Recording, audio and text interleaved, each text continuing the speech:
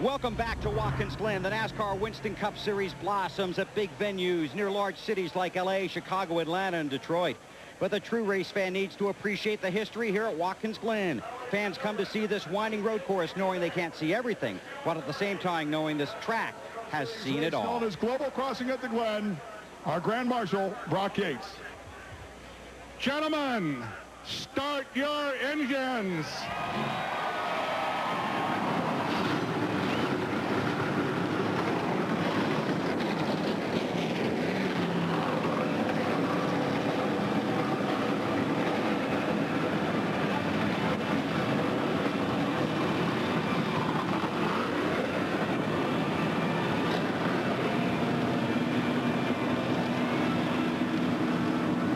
At Watkins Glen have been red flagged by snow and slowed by wildlife crossing the track.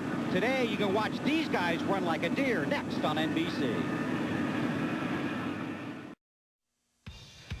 NBC's coverage of the NASCAR Winston Cup Series from Watkins Glen is brought to you by Subway, showing the world how great a fresh-made sandwich can taste. Subway, eat fresh. By Napa Auto Parts. Napa, we keep America running. By General Nutrition Centers. Visit one of GNC's 4,500 stores nationwide to help you live your best life. GNC, live well. And by Budweiser, with the crisp, clean, refreshing taste you'll find in no other beer. This Bud's for you. A field of 43 ready to race on the rolling road course at Watkins Glen, New York. It's a 90-lap rush hour of horsepower. And after watching this one, here are three guys you don't want to try and pass on the way to work in the morning. Alan Bestwick, Benny Parsons, and Wally Dallenbach.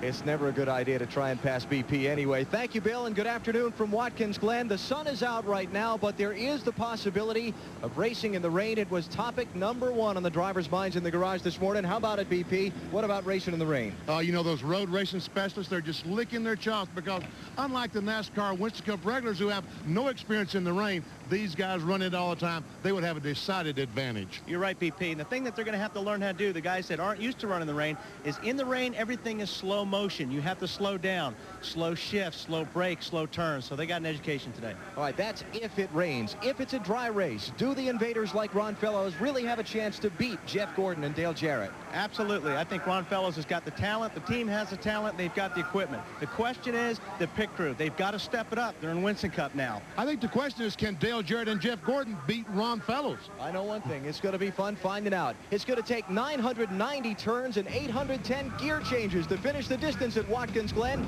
Each one's a chance for trouble.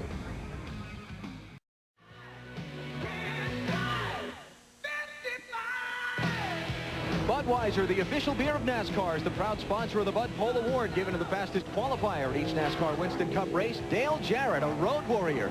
First road course pole in his third Bud Pole Award of the season in qualifying Friday since 1979.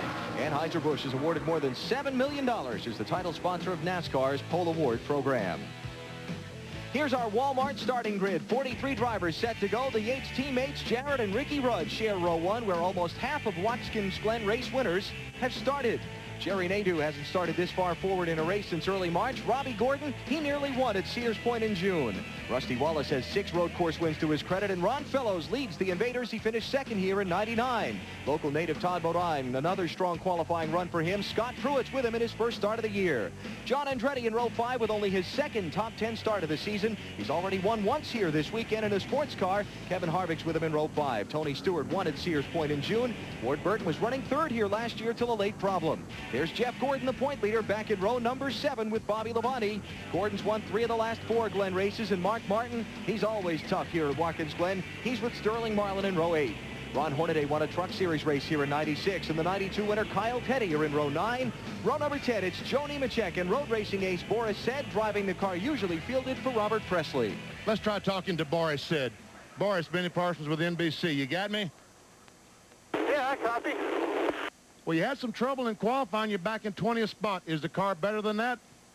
I think the car's better. I mean, unfortunately, we had a little transmission problem in qualifying where we couldn't get second gear, but these guys from Jasper Engines Transmissions give me a brand new one and degree the owner, and so I think we're looking good. I'm just going to try to be patient and hopefully follow that 24 car up to the front if I'm fast enough. Boris, are you hoping that it rains? Boris, are you hoping that it rains? Still got we lost. Boris. I didn't catch that, Benny, if you were talking again. I just said, are you hoping that it rains, Boris? Oh, man. I love driving in the rain, but I'd rather have the race be all dry, just so I think it'll be more fun for everybody, especially all these fans out here. They don't want to be sitting around in the rain. Well, good luck to you. Boris said, starting in 20th, one of the Road Warriors, the Invaders, in the field today. Steve Park, the defending champion, starting 37th. And here are the final starters in on provisionals for today's race. Those who failed to qualify, basically because they didn't have any provisionals left to fall back on. What's that name? Dallenbach. You know how hard it is to drive with 2 people in a seat? It's not easy. I'll tell you. Tried to qualify Buckshot Jones's car on Friday. Didn't work out. Let's take a look at the course facing the drivers today. Start-finish line, downhill to turn 1, drop about 70 feet. Turn to the lowest part of the racetrack at 1,000 feet above sea level. As you go through 3, 4, and down the long front stretch to turn 5, you're climbing 110 feet. Through the carousel to turn 9, the back stretch straight.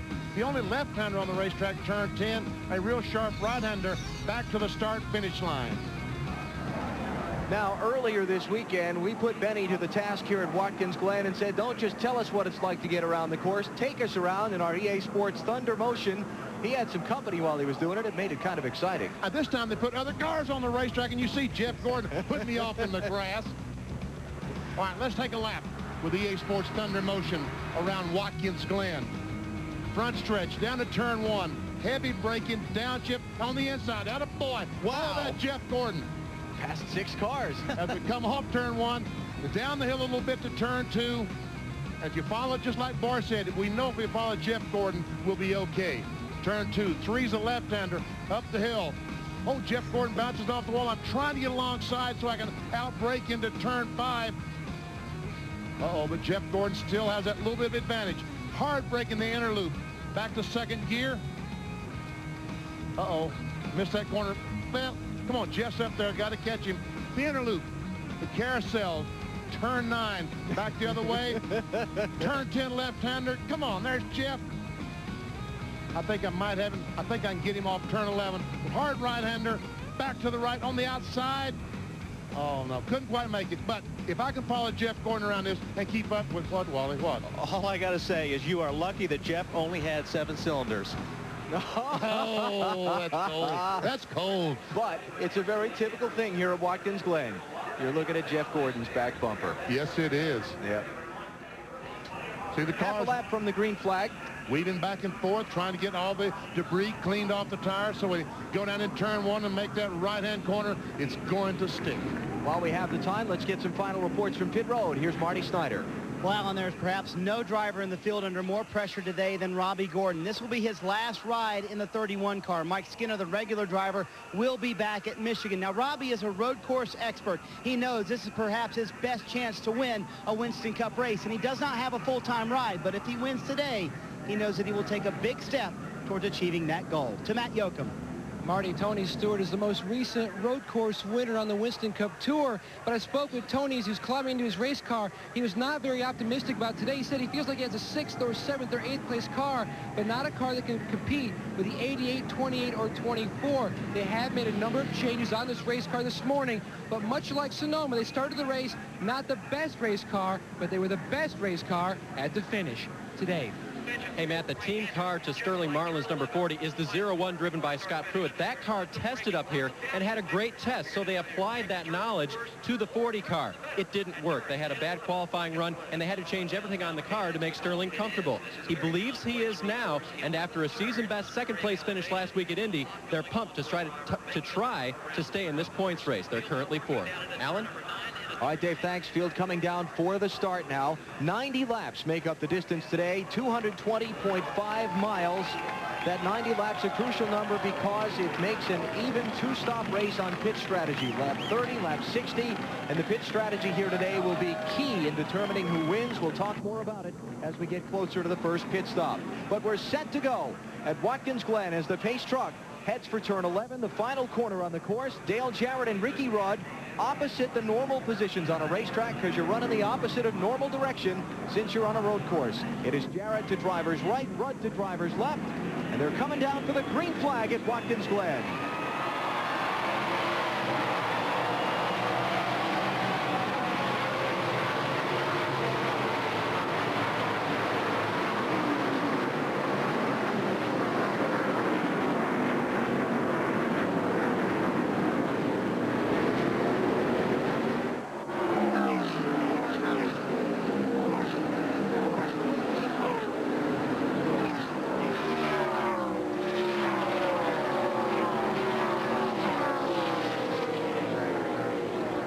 Mike Skinner's picked up 1 spot on the start. That's Robbie Gordon, you big dummy. Mike Skinner, Robbie Gordon, that's right. It'll be back to Mike next week in Michigan. Then I'll be correct. There you just go. a week early. Gordon in 3rd, Jerry Nadeau in 4th, Rusty Wallace 5th. The yellow-nosed car is Ron Fellows in 6th. Then you've got Todd Bodine, John Andretti, and Scott Pruitt. But it's Jarrett who got the lead from Gordon heading into the first corner.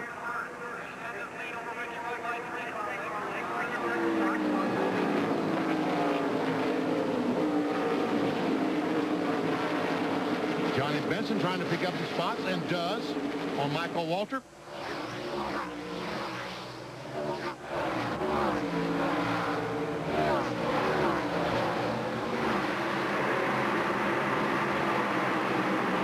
Here's John Andretti ducking inside of Todd Bodine. That's for 7th. Couldn't get it.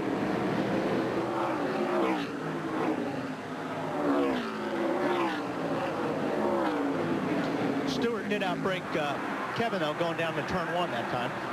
Kevin Harvick in the 29 car. So that puts Stewart to 10th and Harvick back to 11th. And there's Jeff Gordon in 12th.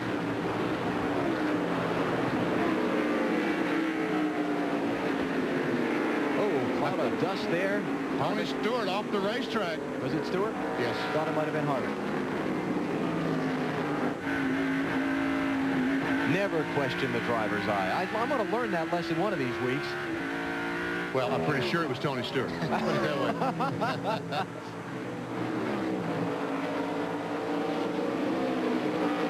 Gordon with a peek at turn 10. That was not a serious attempt to pass, but this is when he drives down to the inside and takes that spot away from Kevin Harvick. Bounced off the curb, got nipped by Harvick. Gordon got the right side wheels on the curve on the inside of that corner. It got him sideways when Harvick was right on top of him. Here's lap 3.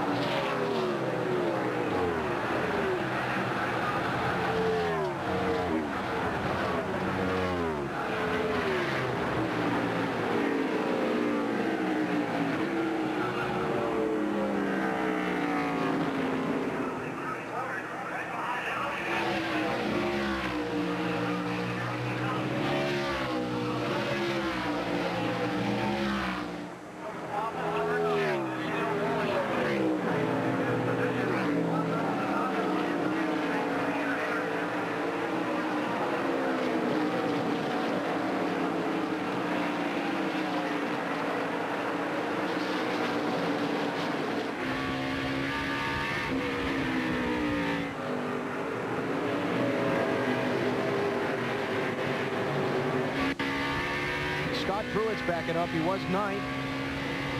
He's all the way back to 15th in 1 lap. As Mark Martin looks back at Ward Burton. Al Petty on the inside. Pruitt there in the 0-1 car.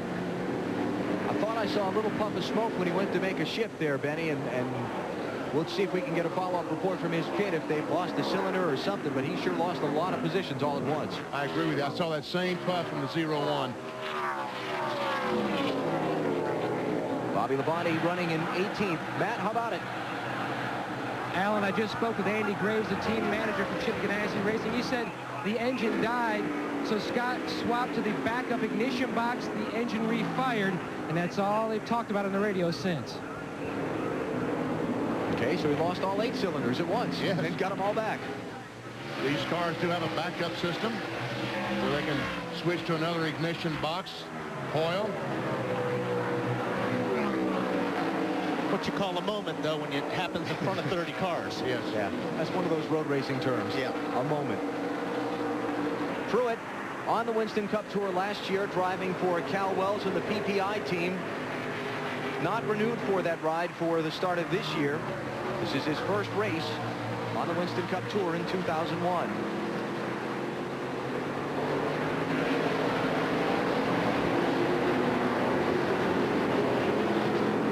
That gravel trap that you see to your very right of the screen, that's off turn 1, and that gravel trap usually gets a lot of customers during a race. Up front, Dale Jarrett extending his advantage on Ricky Rudd. That's a 1.3-second gap. You see Robbie Gordon in the 31 car in third. There's Nadeau, Rusty Wallace, Ron Fellows back through 6th position. Todd Bodine, the 66 car, hanging in there pretty good. On board Ron Fellows.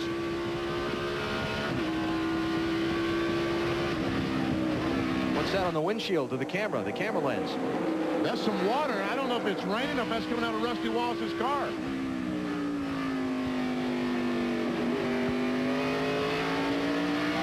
It's not rain, so some moisture coming from someplace, either Fellows' car, Rusty's car.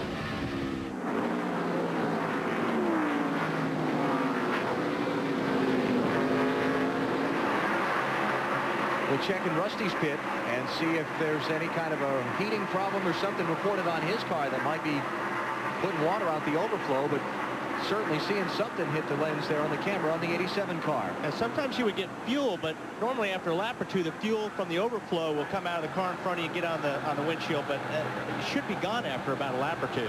Aerial views here at Watkins Glen, courtesy of the United States Army, an army of one. Just underway at Watkins Glen, Dale Jarrett is your leader. You're watching NASCAR on NBC. Every day is a winding road. I get a little bit closer to feeling fine.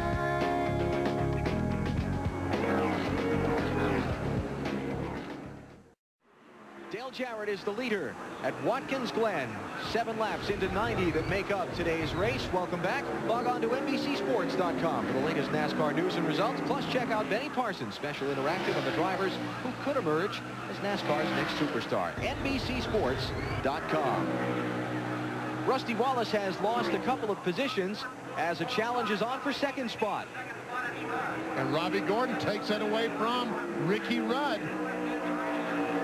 Robbie Gordon, the 31 car. But Robbie Gordon is driving for his career today. This is his last ride behind the wheel of this car for Richard Childress Racing. He goes back to the sidelines next week when Mike Skinner, its regular driver, returns at Michigan. Robbie's auditioning. Now let's go back and watch Rusty Wallace try and defend a spot on John Andretti. It looks to me, I don't know, it looks to me Rusty's having a brake problem because he's not getting into the corners like he wants to. Losing a lot of spots getting into the corners. Rusty was 5th a minute ago. He lost 5th to Ron Fellows, 6th to Todd Bodine, and now 7th to John Andretti and 8th to Jeff Gordon. Marty, what's going on with Rusty Wallace? Well, and on the radio, Rusty has said nothing. I've asked Robin Pemberton twice now, is there anything wrong with the car? Both times he has said nothing. Lap times are not falling off. They're just losing spots on the racetrack. Maybe better drivers behind them, better cars right now, but the lap times really aren't falling off that much for Rusty Wallace. And also, Marty reported to us earlier that Rusty's car was not the one that was leaking either. That was our initial inquiry as to whether what was popping up on Ron Fellows' camera lens was coming from the 2 car. This is on board with Rusty Wallace on the roof of his car. We certainly see no moisture on this camera lens.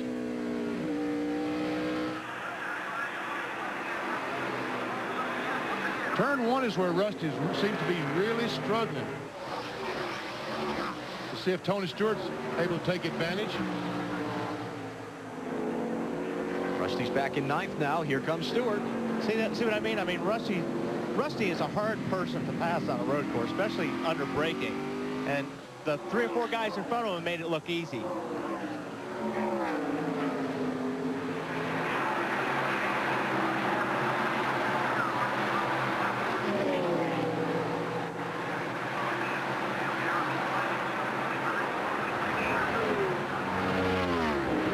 Rusty Wallace, one of the kings of NASCAR Winston Cup road course racing. He's got 6 victories on the left and right-hand circuits. And you can see that Tony Stewart, Rusty Wallace, over 12 seconds behind the leader, Dale Jarrett.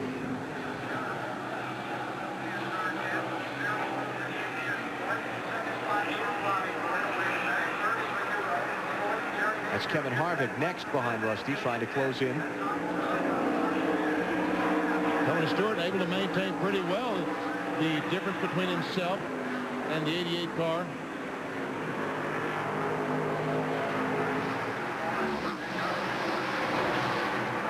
So, Wally, let's assume you're Rusty Wallace at this point, and here's Jeff Gordon. Back to that in a minute. On John Andretti for 7th. And by. Gordon started 13th. He's up to 7th. Todd Bodine bidding inside of Ron Fellows. Wow. That was really a gutsy move by Todd Bodine. That's not really the place you want to do that. Here's the place you want to do it. If you're going to outbrake a guy, this is one of the best spots.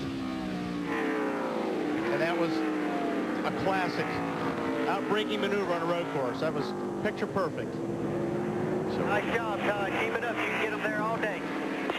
Bodine to 5th, Fellows back to 6th. Now he's got Gordon closing in on his bumper. Back to the thing about Rusty just for a second, just to finish that conversation. If you're Rusty and you're behind the wheel of that car, you're not reporting anything to your crew right now. You think you've got brake problems. What are you doing? You're losing ground early, and you can't afford to. Well, it depends what kind of brake problems you have. If you have a brake bias problem where you think you may have too much front brake or rear brake, he's in there adjusting that right now, trying to get the balance right so he can go down there and brake. And because if you got too much front brake, it's not going to want to turn or stop. If you got too much rear brake, it's want to get sideways, getting into the corner. Now, if he's got a pedal problem, if the pedal is going down and he's got a pump, that's big. That's a bad deal, because that probably means the brakes are getting hot, and there's no way to really fix that. And he just lost 10th spot to Kevin Harvick. And while we were riding on board with him, it sure seemed like he was out of the gas early for that corner. Just underway at Watkins Glen, Dale Jarrett is the leader. You're watching NASCAR on NBC. Back at Watkins Glen, you're looking at now the 43rd place runner, Rusty Wallace, who was just on pit road moments ago. Marty, what's going on? Well, now, and the car was overheating. A lot of panic down here in the middle of the light pits. They came in, pulled every piece of tape they had on the front grille off. The car, again, was overheating for Rusty Wallace. I believe he's going to come back in just a moment. Let's see if we can get a word with Robin Pemberton. Robin, what's wrong with the car? What's wrong with the car? It's just hot. I don't know what's going on. The water temperature is pegged. Water temperature is pegged. I think they are going to come back down pit road now, try and put some cool water in it for Rusty Wallace. They had high hopes. This is a brand new car. They were running very well in practice, but it looks like his chance to win is now gone. The mystery now is solved of where the water was coming from on the lens of the camera on Ron Fellows' car. It was, in fact, coming from the 2-car of Rusty Wallace. So let's see if Rusty comes. Oh, look at the smoke. Yeah, and I noticed that the last lap, there's a lot of smoke. I'm not sure he didn't do some damage to that motor running it that hot. Does he come on to pit road? No. Goes on by. So maybe he's going to stay out and try and catch a caution, since he's just in front of race leader Dale Jarrett. There's a lot of smoke pouring out of those pipes right now. It's Robbie Gordon, the 2nd place car. Let's go to Bill Weber. Well, Alan, already wild things happening here at Watkins Glen. Rusty Wallace, the first victim. It gets wilder the longer we go. Remember the finish at Sonoma earlier this year? Tony Stewart won the race. Gordon's finished 2nd and 3rd. That was Jeff in 3rd. And Robbie Gordon finished 2nd. Kevin Harvick finished 14th in that race, because he was a factor down the stretch. In fact, if you ask the Gordon that drives the 7 car, he might say at Sonoma he was robbed.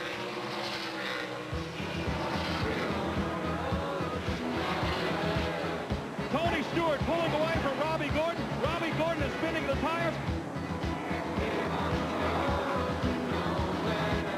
And Tony Stewart will win in the Save Mart Dodge 350. You know, unfortunately, I guess Harvick was trying to make his lap up, and he tapped into me, got me sideways. 20 got by both of us. You know, it's racing. What comes around goes around. As we've already talked about, Robbie Gordon is a driver on a mission. He is a relief driver in this race, subbing for Mike Skinner, who returns next week. What do you think it would mean to Robbie Gordon to win here? Here's what he thinks it would mean. I think it would mean a lot. It would mean a lot for Richard Childress. Obviously, it'll help my Winston Cup career, you know, being a race winner. It is a road course, though, so, you know, I think that's maybe expected a little bit. But, you know, you still have to get to victory lane. You have to have good pit stops. You have to have good strategy, and I can't make any mistakes on the racetrack. Robbie Gordon currently second on the track. His best career finish is a second-place run. He wants to be number 1 at the Glen today. Let's go back to the action on the track. You know, I'll tell you what. Robbie didn't get robbed. Whoop, looks like Joe went surfing there in the dirt.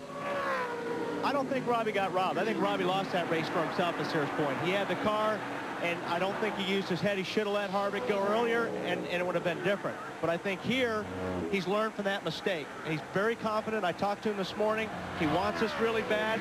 He's running the fastest car on the racetrack right now, so he's going to be tough today. And Gordon running right now 1.8 seconds behind Dale Jarrett. You see Jarrett foreground and Gordon now background, and there's third place Ricky Rudd. Rusty Wallace has just taken his car to the garage.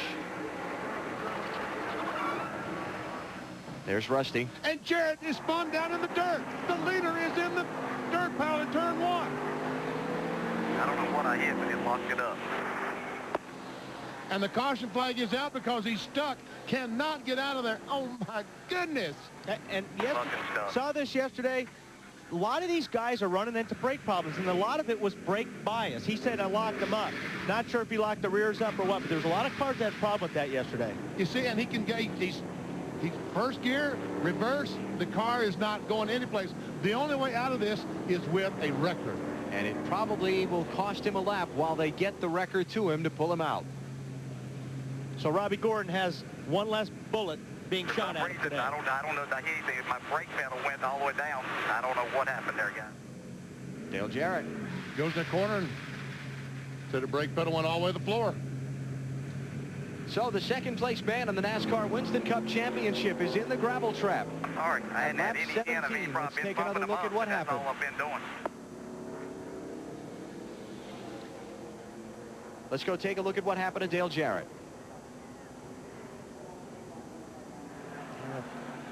Now, see, him spinning like that means too much rear brake. You know, if you go down in there and you go in backwards, normally that means you have too much rear brake. Tell you what, that car, when it caught that dirt, almost tipped over on its side. On board with Dale Jarrett. Listen. Ah, you got wheel hop there. And that was too much rear brake. If you heard that, that's what wheel hop is. And when you do that, the only way you can get out of wheel hop, believe it or not, is you have to hit the gas. And it's hard to do when you're going barreling down into a corner and you get wheel hop and you're on the brakes and you're downshifting and you got to say, man, I got to hit the gas to get this thing freed up. Tell him one more time what it sounded like. Oh, okay. Now, problem for Dale Jarrett is right here, that critical front air valence on the car. When they try and pull it out of the gravel trap, it's going to bend that around. He's going to be 2-3 laps down. He's got a lot of problems. Or will he get away with one lap? I think he's going to get away with one lap right now. So Robbie Gordon becomes the new leader. They didn't do too much damage. They did a good job. Tip the cap to the record crew. But those gravel traps are one of the greatest safety innovations ever put out at this Watkins Glen course. If he hadn't hit that gravel trap, he'd have clobbered the guardrail at a very high rate of speed. Now, the only problem he's got to worry about is that gravel is very fine gravel, and it gets everywhere. It gets in your rotors. It gets in your brake calipers. It gets everywhere. So hopefully nothing will get stuck inside the rotors of the car. It'll pump it up to the floor for some reason. Did he say you had to pump the brakes to get a pedal? And like I said, that's a problem I've been seeing and talking to these guys. The pedals are getting soft way earlier than we're used to during the race. See, now he's not going very fast. He's feeling everything out to make sure that nothing was injured in that spin. Right now, it's solid as it can be. And that's what happens. If you don't use them, if you come in and just let them sit, they get very hard. But if you're constantly using them, and you use them a lot here, you got to pump it. And man, it is hard to run a road course when you got to pump your brake pedal every time before going into a corner. DJ, how was your... So now Dale Jarrett is a lap down. To the right. Right there. Before. Everything was good. I had no problems with anything till I went right there. Okay. The forward bite was good there on hot tires. He was running some incredible laps. As a matter of fact, the last lap that he ran was faster than he ran the first 2 or 3 laps. These cars were picking up speed. They started averaging 118 miles per hour. That last lap he ran was like 119 before he went down in turn 1. Coming to the stripe to complete lap number 19. Let's talk pit strategy. Do we see the leaders pit here? I don't think so. They're going to make it on 2 stops. They're going to stop at lap 30, lap 60, and that's going to be it. Because if Robbie Gordon at 31 stops now and all these other cars stay on the racetrack, he's going to lose all that track position. They're going to wait until they have to stop. Now, the guys in the back, some of them may go in. Ron Fellows has a problem with his car. He's going to pit road to make some adjustments. Fellows had fallen back to 9th place, Bill. Alan, he had no choice. The car was way too loose to keep driving, so he's coming down pit road now. He'll make an air pressure adjustment and a chassis adjustment.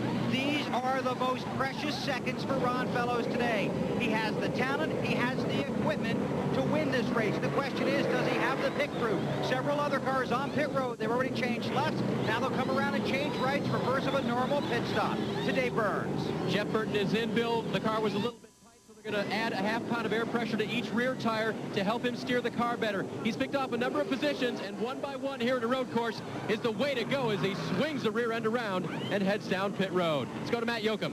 A little slow with the right rear tire for Ward Burton. He's down and away. He was complaining about his car being tight. They made an air pressure adjustment on the 22 car. Well, Dale Jarrett is in, guys. As you can see, the car very dirty, but it looks like that's about it.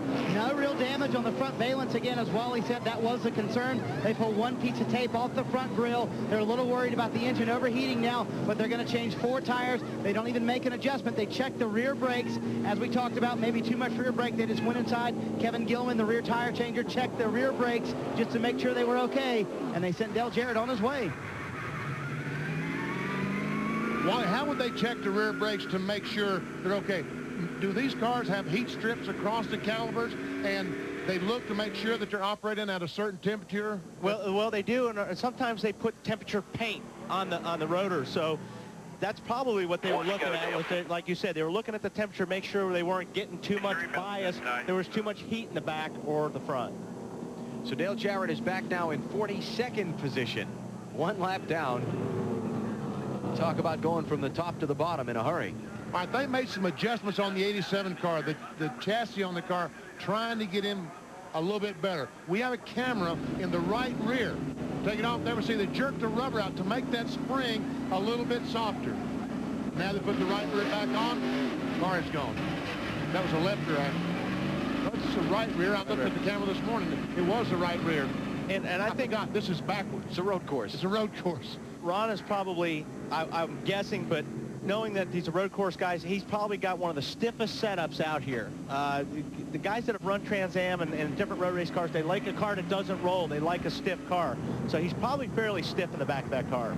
Another difference in running on a road course versus a normal track. The field is getting the one-to-go signal at this point on the speedway. That's about a half a lap from the start-finish line out in what they call the inner loop. So when they come to the stripe this time, they get the green flag in the restart. It's such a long, slow caution flag lap here. It's like 4 minutes for a caution flag lap at Watkins Glen. So they give them the one to go with actually a half a lap to go before the restart. And Dale Jarrett's looking at all those cars. All those cars plus a lap.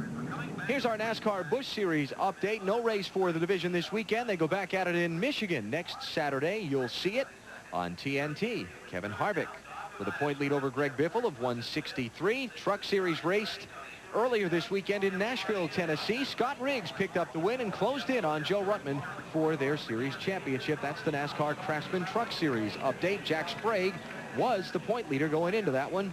His car stalled before the green flag, and they spent time behind the wall before the race even started.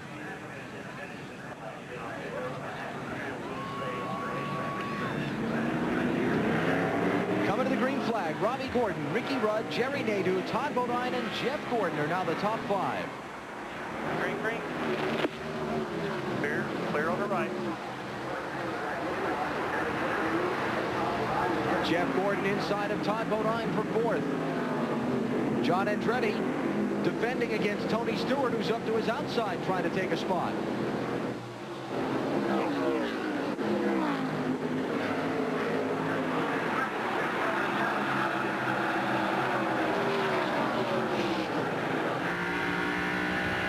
And Jeff Gordon, who started 13th, has worked his way up to the 4th position.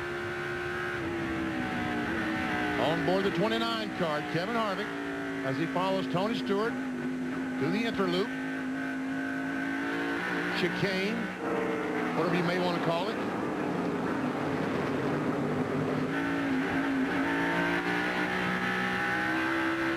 Rusty Wallace's car has just been officially retired from the race. We're hoping to get a word with him.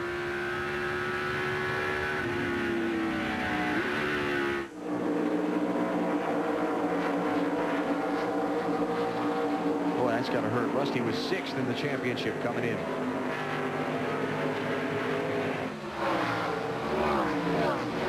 Now let's mention that under the caution flag, 20 cars stayed out. The others all pitted.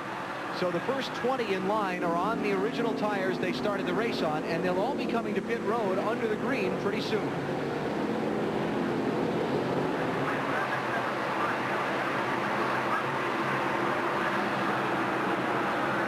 There we see the leader, Robbie Gordon, Ricky Rudd, Jerry Nadeau, as we put in our Williams race chase. Ricky Rudd just a little bit less than a second behind. See, going into the interloop, he lost about 1/10 of a second. And going through the interloop, he still is losing some speed. He lost about a little more than 1/3 of a second through that portion of the racetrack. But now, as you get on the backstretch and start going through the gears, we see that Ricky Rudd starts gaining just a little bit on Robbie Gordon.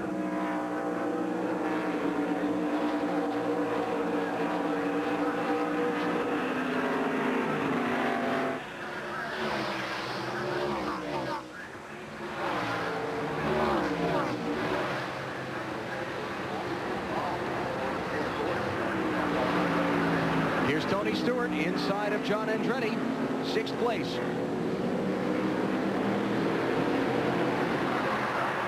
Oh, contact. Oh, and it tore the right front fender off John Andretti's car. I tell you what, these guys with Petty Enterprises cannot catch any kind of break. Same spot on the racetrack. Stewart and Jeff Gordon got together last year. Except that was on lap 1.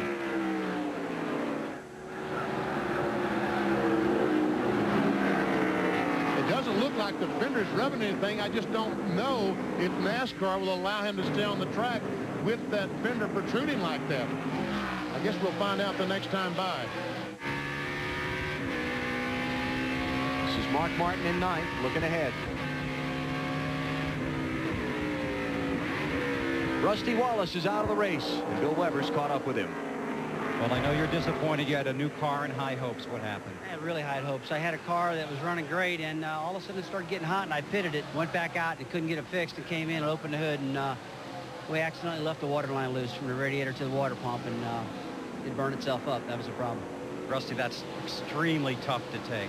That's extremely tough to take, because our guys are some of the best. They do really good checks on engines, but we put the motor in cold turkey this morning like we've done all year long, and it got us today, and you know what? It got us at Loudon, New Hampshire, too, so we got to rethink that process now. Okay, hitting the points. Yeah, the points are, it's really tough, because now you think about it, there's four 43rd place finishes between Atlanta and where was it, Las Vegas, and now Loudon here. Man, I tell you, that's tough. But the car's running strong. It's real strong. It's just having these stupid problems, but today it was our stupid problem. Thanks for coming out. We'll see you at Michigan. Thank you. Okay, that's Rusty Wallace, as he said, 43rd at Loudon. Marty? Well, in the meantime, Dale Jarrett has fallen all the way back to 41st position. Todd Parrott is his crew chief, and you got to look at the car. How bad's the damage? Just had a lot of those little rocks that saved them things from getting in the barrels in the wall down there. just got in there, and I said he pumped the brake a little bit and went down, and just one of them deals. It's happened all weekend long to a lot of people, and we got a long way to go now. We got a great race car. We just have to, try to figure some pit strategy here and see if we can get back up front. And again, the damage is very minor for Dale Jarrett, but he is in 41st position, while the points leader, Jeff Gordon, is running well. To Matt Yoakum.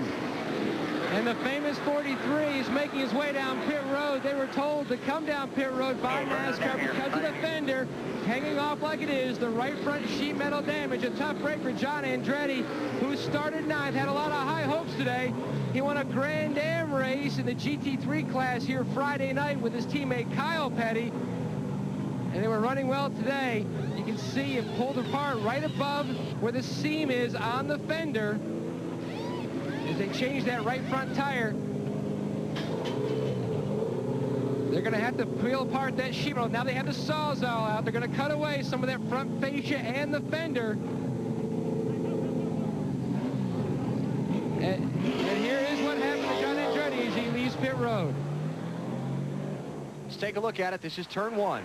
Tony Stewart, the 20 car, going by, and right there they're going to just touch, and the rear bumper on the 20 car catches the front fender on the 43, almost jerked the front nose off. Yeah, the 20 car thought he was clear, went over in front of the 43, and he wasn't clear. And Kevin Harvick able to get by both those cars. Nice job of taking advantage of opportunity by Harvick there. So Kevin's in 6th, Stewart's back in 7th, and Andretti's going to be a lap down. You're watching NASCAR on NBC.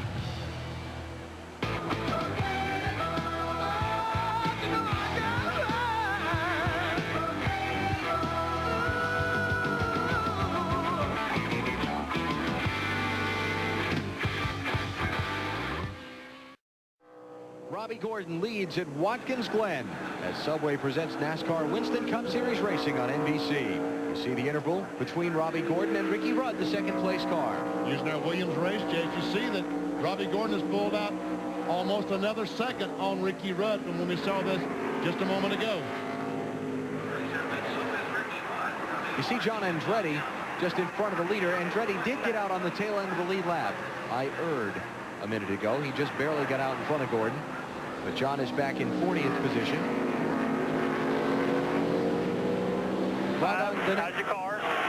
Log on to NASCAR.com to play the AutoTrader.com Move of the Race sweepstakes for your chance to win a $25,000 shopping spree on AutoTrader.com and other great prizes.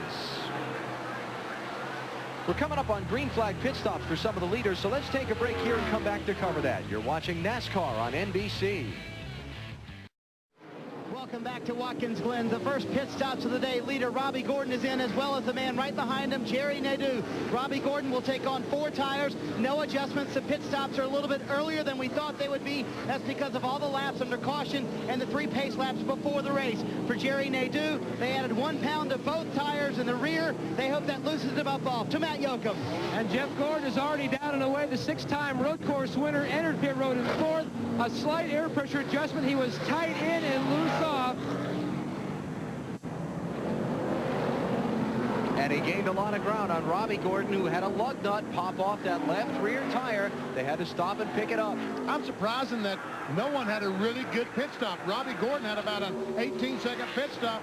Jeff Gordon, the only guy that made up any time on him. But don't forget, they're coming in different. This is a different way they're pitting, so it's kind of, they're not used to this. They don't do it this way every week. It's backwards. It's backwards to them. As a matter of fact, the 99 car, they changed the front and rear tire changer. The rear becomes the front, the front becomes the rear. Now you see the interval that Ricky Rudd, who's now the leader, has over Robbie Gordon and Jeff Gordon. 45 seconds difference between them, and now here's Ricky Rudd on pit road for a stop. Ron Fellows will take over the race lead as Ricky Rudd comes in. Bill? Bobby Labonte getting 4 tires and air pressure adjustment to try and handle a tight condition, although loose off of some of the turns. He's away to Marty. Ricky Rudd also in, Bill, and it's a 4-tire stop for Rudd, the leader. No changes on this stop so far. A very quick stop for Ricky Rudd and his Haviland team.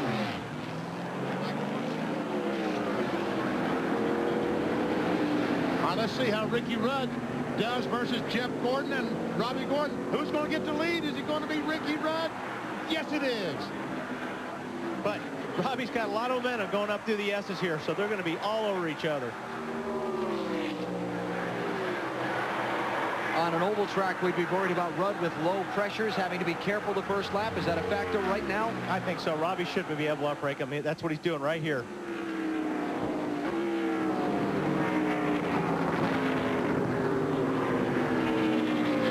So the loser on the exchange of stops for the moment is Jerry Nadeau, who was third. His teammate Jeff Gordon has taken that from him pending the completion of the stops, the cycle.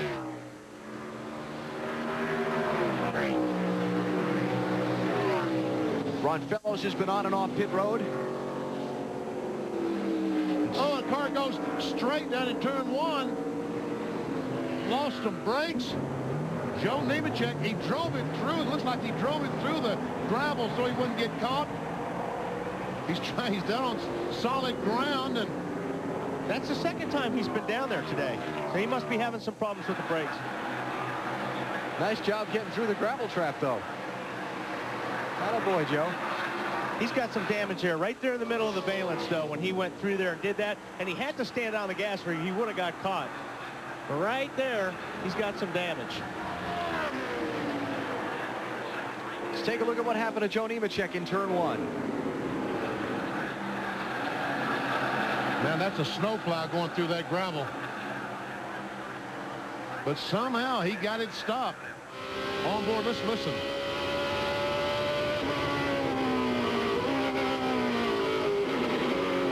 He wheel hopped it.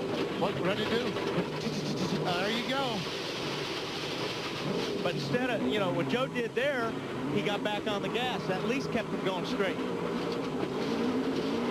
Did he, as he started off into that corner, when he felt it hop, just keep the wheel straight instead of trying to turn in to stay on the pavement? Yes. Yes, absolutely. I mean, that's the difference. If you still try to turn while you're wheel hopping, you are going to go backwards. And you're going to get into the gravel trap sideways, and you're going to get stuck. Whereas he kept it straight and was able to accelerate through the gravel trap and not get hung up.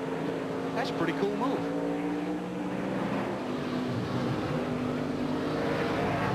'87 car Ron Fellows is now the leader of the race. Jeff Gordon is in second spot.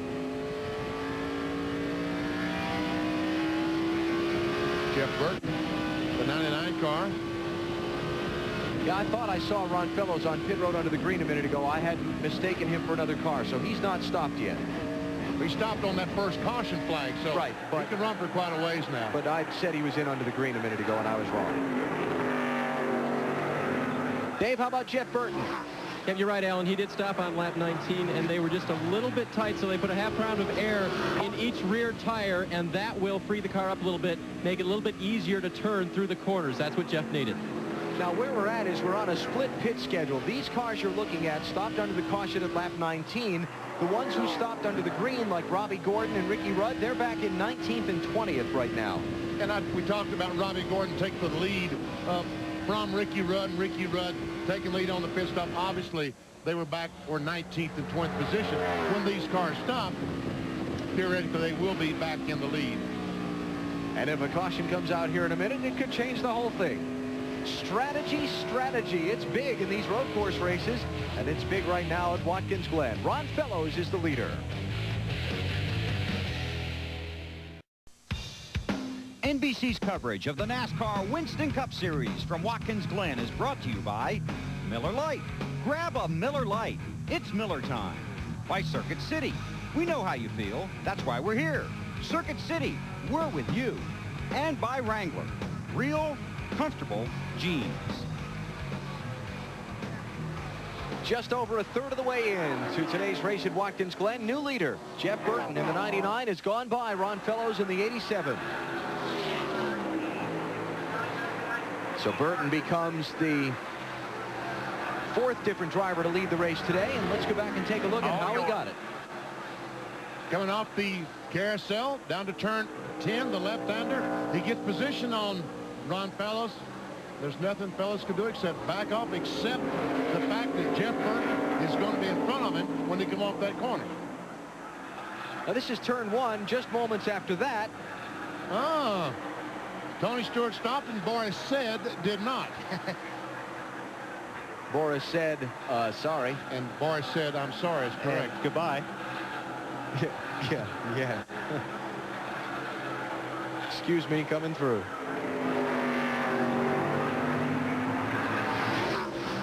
Oh! Nice and smooth. Don't forget about your rev limiter. Something broke there, an axle or something. Don't forget about your rev limiter. 87 just broke something. We're in good shape now. That's Frank Stoddard, crew chief, talking to Jeff Burton and Ron Fellows. He came off that corner and got sideways where he shouldn't have been. It's almost like he broke an axle or something in the driveline, maybe. Now he can turn right here and go back right there and go back up behind the pits.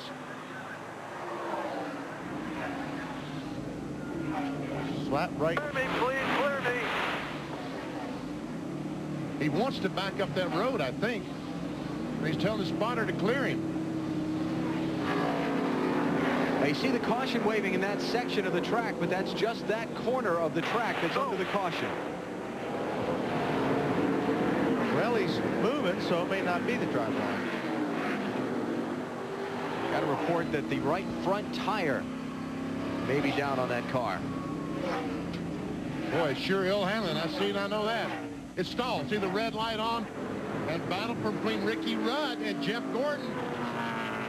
16th place. Gordon is through.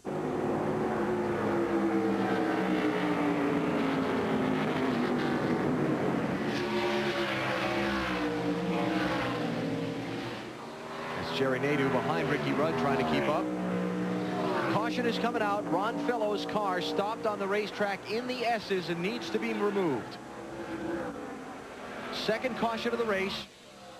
There's Fellows' car. And the report from pit road is a broken axle. There you go, Walt. That was right the first time. Atta boy. I don't know what you want to do. Bill Weber? 88, way back there. Well, they're talking it over on the radio. Ron just radioed in broken axle as we reported, and they're going to work to see if they can't get him back here. But just very disappointing, just sitting there. Obviously, he's only here to win. He's not running for points, and that's why, you know, he came here. He wanted to beat the best. Not going to happen today. Very disappointed. Now Dale Jarrett trying to catch Jeff Burton to see if he can get back on the lead lap. Let's follow this one around the start-finish line. Oh, Burton's going to let him. Burton's going to let him do it. Waved at him as he came by. See Burton waving at him? Tell you what, that was a very nice move on Jeff. I don't know if I could have done that. You know, this is just so much different than it used to be 20, 25 years ago. When you got a guy lap down, you'd almost... Kelly, thank you. DJ, thank you. But favor given that will be expected to be repaid farther down the season, especially as Jarrett stays in the championship hunt. Closing in on halfway at Watkins Glen, you're watching NASCAR on NBC. Coming up next on NBC, it's women's tennis with the exciting finale to the eStyle.com Classic. Lindsay Davenport and Monica Seles facing off for all the marbles in this important tune-up with the U.S. Open 2 weeks away. It's the finals of the eStyle.com Classic next on NBC. Pit stop time at Watkins Glen. Who comes in? Jeff Burton stays out. That all-important track position. Donnie Benson is in. Got Ricky Craven, Terry Labonte. Most of the lead lap cars are choosing to stay out. I'll bet we see Dale Jarrett in. Well, he's the last. But he's on the lead lap. He's on the lead lap, so he might as well. He's so far back, he's not even inside of pit road yet. But I'll bet you he's feeling a whole lot better than he was about 5 minutes ago.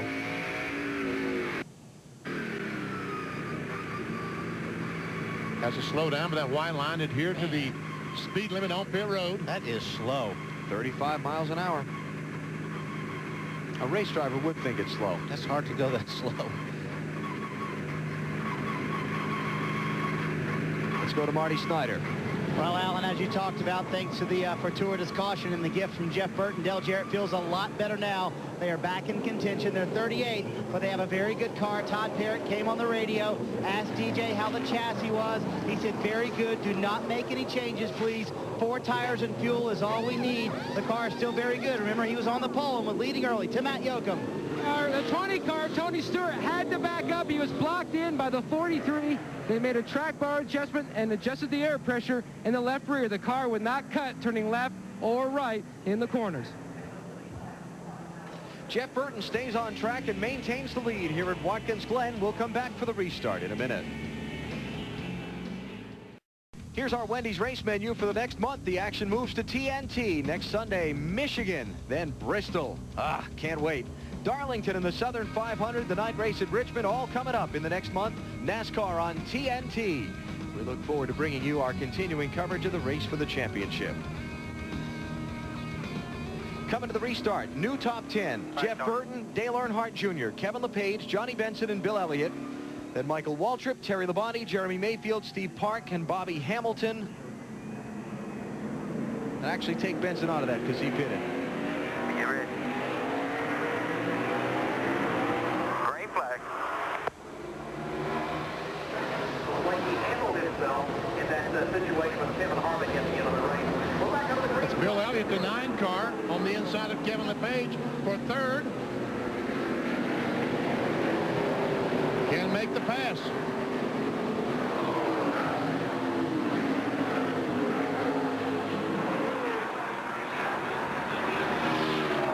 Burton, Earnhardt Jr., LePage, Elliott, Waltrip. No pressure, man. No pressure. Then Mayfield, Park, Hamilton, Sadler, and Nemechek are the top 10. Now we got 3 different pit stop schedules going now. That's really going to jumble the running order of this one up. These guys stopped on lap 19. Robbie Gordon, Jeff Gordon, Ricky Rudd stopped on 29. And during this last car flag on 39, several other guys stopped. But I think the guys that stopped on 29 has the upper hand. They're in the best shape. Okay. Oh, Junior all over the back of the 99 car.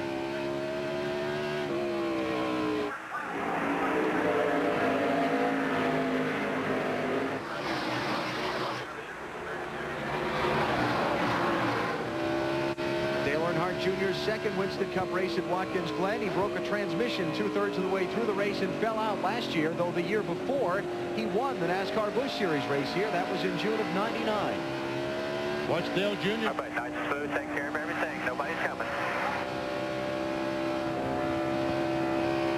Up the hill, 135 miles per hour, 136.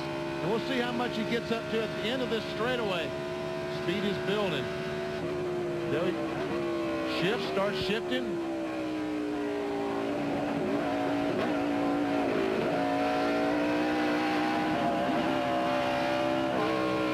Looks like he's really losing some ground to Jeff Burton in the inner loop. Bouncing over the curbs like that.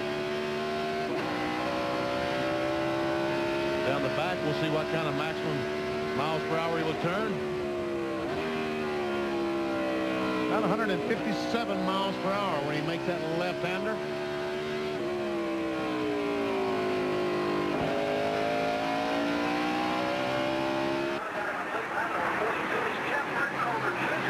Ron Fellows, we thought, would be a factor for the win in this one. Bill Weber, not now. Ron, I had a feeling I would talk to you today. I just didn't think the race would still be going on. What happened? Yeah, that makes two. Bill, looks like broke a either a rear end or an axle. This is obviously a huge disappointment for everybody with Nemco here in Bully Hill. This is kind of our Daytona 500 we talked about before. Well, I don't know how many more of these Winston Cup disappointments I can take. It's tough when you're just doing a couple of years. You thought this was your best shot ever, didn't you? Well, it certainly, I think it was. You know, Brian and all the guys worked very, very hard. New car. It's we just weren't right from the start, and I think I have an idea what the problem was, but just wasn't. Again, I think this axle was a diff. But anyway, it's we'll be back. Thanks, Ron. Thank you. He is extremely disappointed. There's no way you can put that into words, guys. Ron Fellows is out. Rusty Wallace's car overheated, cooked the engine just 14 laps in. He's out. Kyle Petty has been on pit road for a long time with the hood up on his car. Problem there, I believe it was a carburetor problem that was reported up to us. And Ward Burton is also on pit road. The hood up on his car.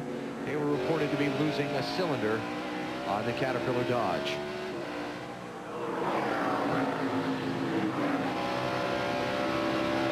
This is second place Dale Earnhardt Jr. chasing Jeff Burton. behind them. Robbie Gordon, Jeff Gordon, and Ricky Rudd have moved up to 9th, 10th, and 11th. And Dale Jarrett has climbed up to 28th and is moving forward quickly. We'll keep an eye on his progress for you as well. Remember, Jeff Burton led him on the lead lap when that last caution waved.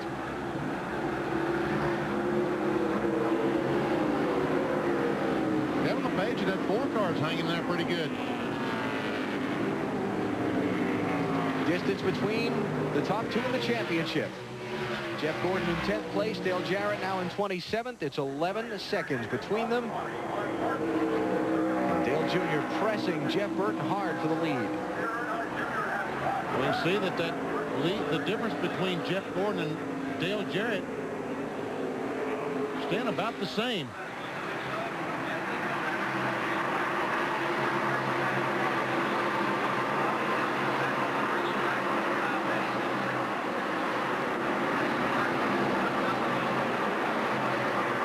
Be halfway through next time they come back around to the start-finish line. No rain so far. That was one of the things we were keeping an eye on at the start of the day, and scanning the horizon doesn't look like it's close either. I think the rain tires are going to stay put away for another year. I should knock on wood as I'm saying that, but it looks like we're going to be okay. Next time by, Jeff Burton will get the signal halfway. And you talked about Ward Burton and a cylinder gone. He just went down the front straightaway underneath their position, and he definitely has some engine problems in that cat car.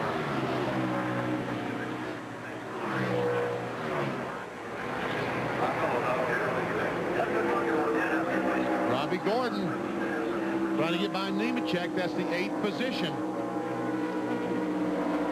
And Jeff Gordon hanging right with him stride for stride. Rudd also right there. Kevin Harvick looks to be in good position once the pit stop schedules shake out. And Todd Bodine. And for the lead, Dale Jr.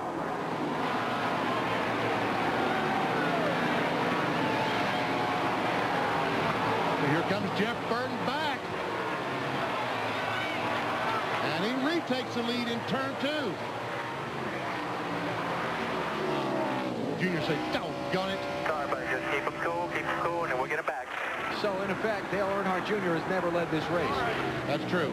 Didn't come back around to the start-finish line out front. But we know better. We saw it. But when you open the newspaper in the morning, it won't show in the box score, BP. Well, that's true. I'll bet you had a lot of races you almost won, too. Too many. Yeah. How about this stat? Leading at halfway doesn't count for much. Jeff Burton, Dale Earnhardt Jr., Kevin LePage, Bill Elliott, and Michael Waltrip are your top 5 at Watkins Glen.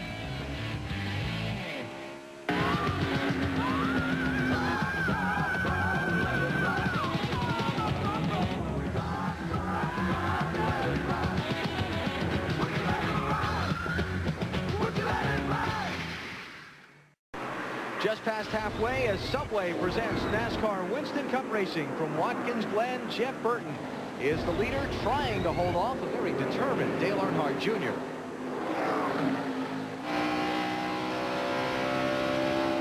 All these guys stopped on lap 19 talking about Jeff Burton, Dale Earnhardt Jr. They must be able to plan on running about 35, 38 laps before they stop again, and making it on one more stop. Here's our Napa Field summary. A couple of cautions, one for Dale Jarrett getting hung up in the gravel trap, but the key point where that is concerned, Jeff Burton let Dale Jarrett get his lap back coming to the second caution. Now Jarrett's trying to work his way back up through the field. He's in 23rd place now, and he is 17 seconds behind the lead car.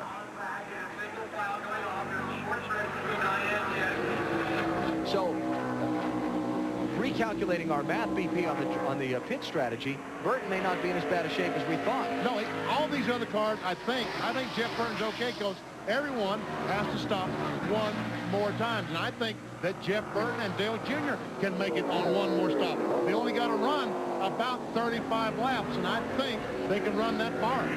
let's get some stories from pit road. Here's Dave Burns. And Alan, Jeff Burton will need to come in on or about lap 55. Right now, he's just a little bit tight in the right-hand turns. Frankie Stoddard just radioed to his driver and said that we'll put a little bit of air in the left rear. That should loosen him up a little bit going around the left-hand turns. Let's go to Bill.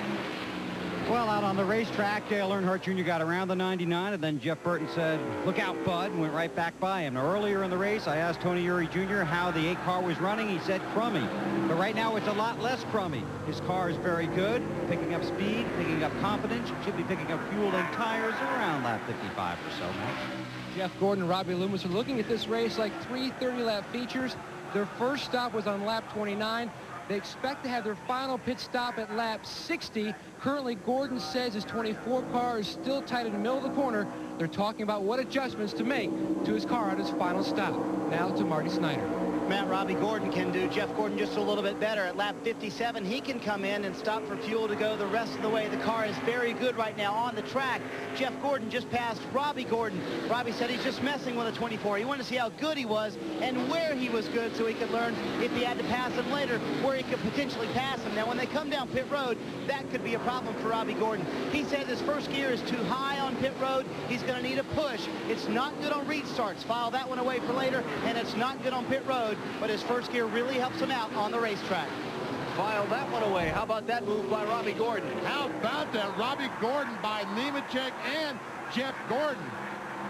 Jeff had overtaken Robbie a couple of laps back in traffic. Left side, clear, clear. And I think that may be the reason that may have happened is because Robbie used his first gear down in turn 1, and I always on the same deal. You can use second gear the way the gearboxes are in these cars.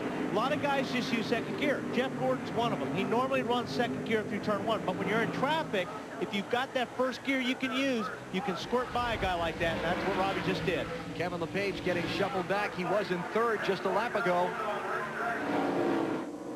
Man, they're all going by. He's going to be about 10th or 11th by the time he gets back to the start-finish line. Pit stop about 5 laps away for the leader at Watkins Glen. Monday night on NBC, Weakest Link and Third Watch moved to their new times. Now you can see Weakest Link every Monday at 8/7 Central, followed by Third Watch at 9/8 Central. Weakest Link and Third Watch, Monday nights at 8/7 Central on NBC. The one car, Steve Park, the Pennzoil car, the winner of this race last year, making a pit stop, 4-tire change. By him stopping now tells me he can make it the rest of the way, or at least he's going to try to. He hopes right now.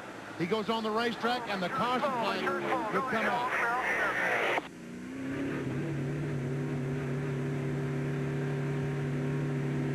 .37 laps to go for Steve Park. That's a long way on fuel here. Some of the guys down there were telling me that they couldn't make it that far.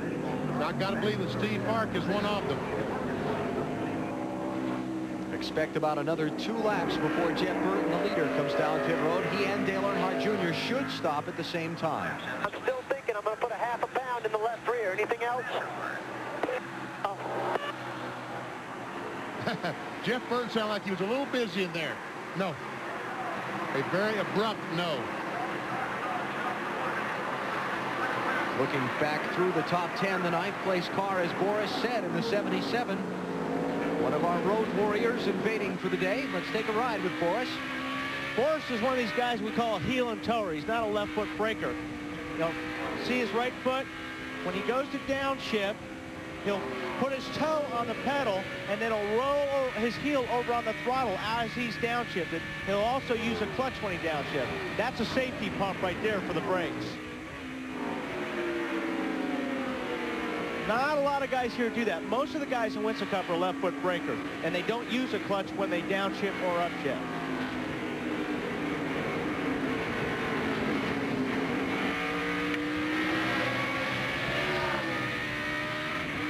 He didn't use it on the upshift, but he does use a clutch when he's downshifted, which you have to do when you heel and toe. And there's that security pump. Yeah, make sure that pedal's up there. Just to make sure that that brake is going to be there when he needs it, about 150 miles an hour when he turns left. You know, there are some people that think you use the clutch in these cars every time you shift gears. Second place car is in, Bill. Dale Earnhardt Earnhardt Jr. stopping now a little earlier than expected, but their fuel mileage has been very good lately. A lot of brake dust. This is 4 tires and fuel. No expected chassis adjustment. This is the last time this team expects to see Earnhardt Jr. today. Had trouble getting the right front off. That's costing them valuable seconds. The quick running through. He's on his way. They lost some time here on that stop. 36 laps on a tank of fuel is what Earnhardt Jr. That last line, I'll laugh. Jeremy Mayfield, Kevin LePage on pit road. Other cars, all these cars stopping out, they're planning on this being their last stop. They can make it the rest of the way on fuel.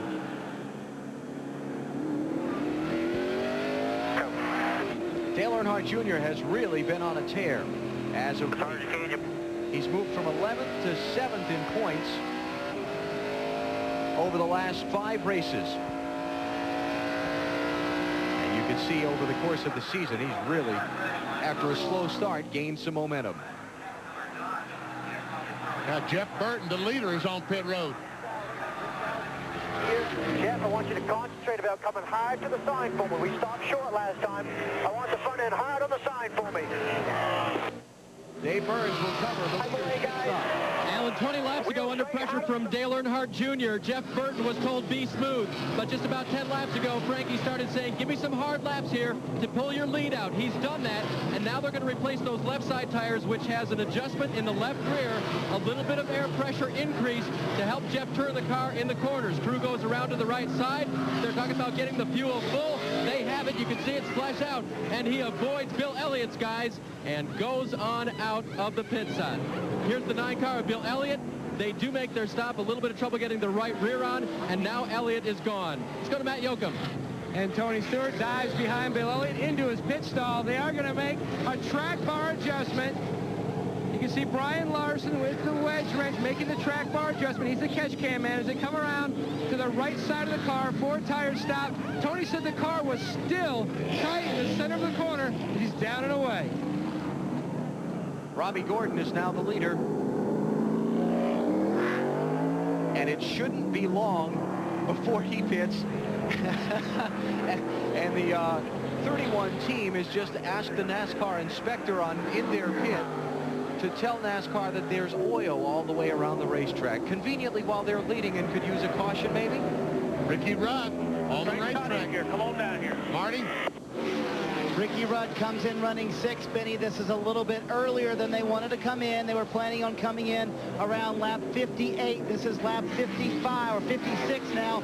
They think they can make it all the way. They're fairly certain they can make it all the way, or they wouldn't have come in. 4 tires and no adjustment for Ricky Rudd. Today Burns. Boris Set is in. They've already been around to the left side. They will now go to the right side, change tires for him. The crew very experienced, fairly new with Boris, and he is gone. Marty.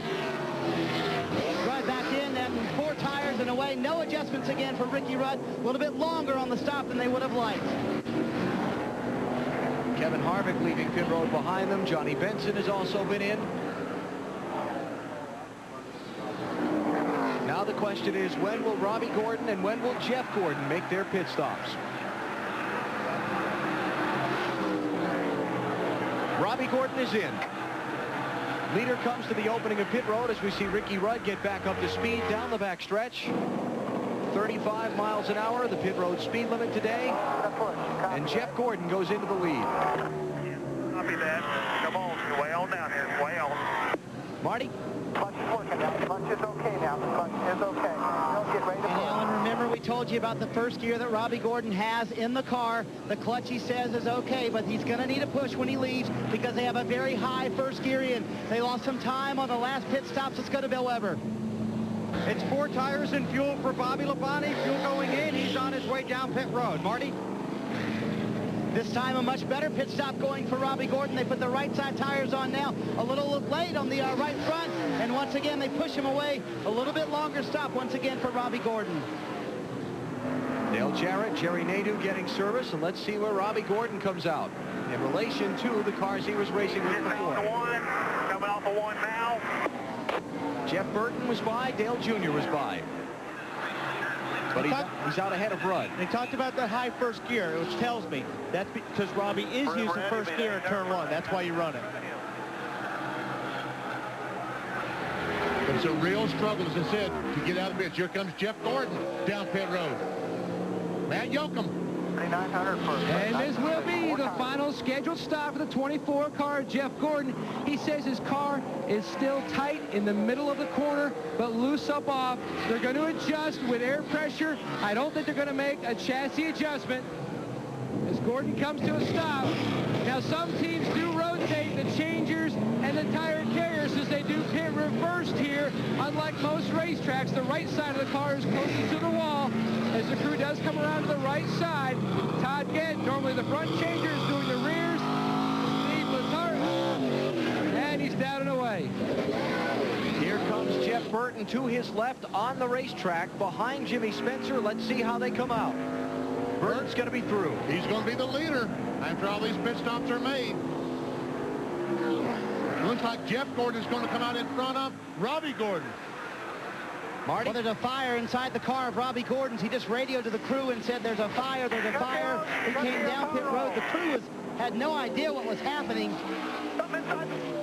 As you hear Robbie on the radio trying to tell him what's going on, all they said was, I'm on fire, and the crew didn't know what was going on. He came down pit road. They saw the fire inside the car, trying to put it out. And Robbie Gordon is out of the car now, sitting on the pit wall. See if we can talk to him. Robbie, what happened inside the car? I don't know, I left the pits, it caught on fire. I don't get it. Left pit lane, just caught on fire. Any indication, is there any problems before that? No, none at all. Big disappointment. Big disappointment. As he said, a big disappointment. And that's an understatement. This team had high hopes. They really thought they had this race won, but obviously sitting in the pits, don't know what happened, but the car caught on fire inside of the Lowe's Chevrolet. Man, oh man. That's tough because Robbie was one of the fastest cars on the racetrack, and he was in a good position to win this race. I mean, it really looked like it was going to be the Gordon boys battling out for the win, but here's Ricky Rudd trying to get by Jeff Gordon now. This is right now in 15th and 16th positions. Todd Bodine is the leader. Brett Bodine is second. Then you've got Scott Pruitt, Ken Schrader, and Brian Simo, followed by Ricky Craven, Terry Labonte, Dave Blaney, John Andretti, and Stacy Compton. Those drivers have not yet made their final pit stops. 31 laps to go. You're watching NASCAR on NBC.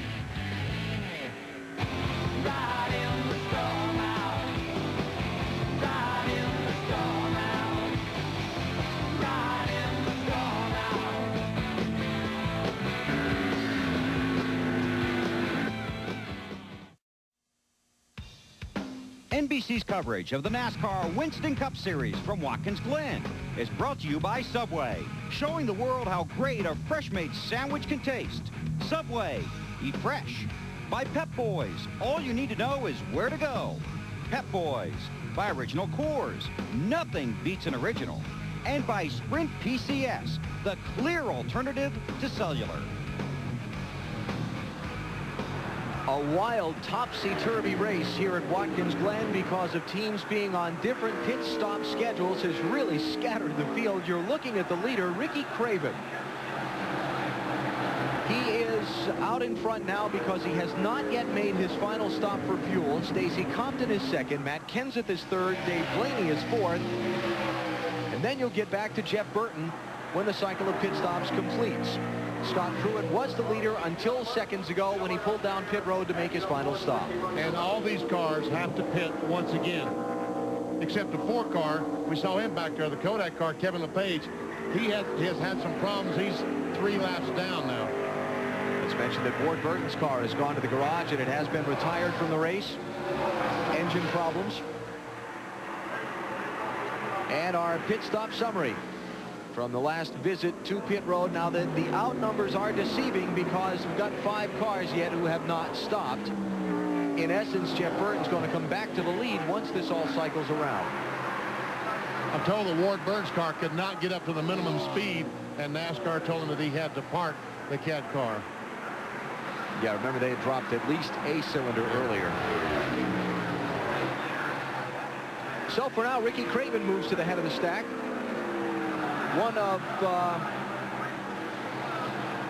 let's see, 2, 4, 6, 8, 9 different drivers to lead this race. Dale Jarrett was out in front earlier in the race, spun while leading into the gravel trap, lost a lap.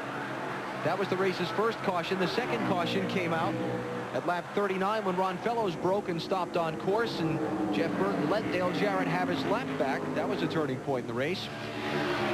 Here's a battle right now for the 5th position. Dale Earnhardt Jr. has it. Jeff Gordon would like to have it. Ricky Rudd back there watching all this. He's in 7th position. These guys are about 16, 17 seconds behind the leader, but the big thing, they're about 5 seconds behind Jeff Burton, a car who theoretically, and I don't think, has to stop again. We would ask Frank if he has to stop again, but he probably would lie to us, so.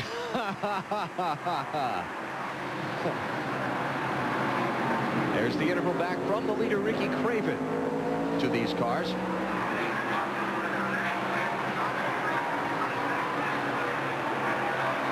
See the distance staying consistent. Now we see if Earnhardt Jr. gets in 4th gear, he's able to close. What was that? That was interesting. All clear.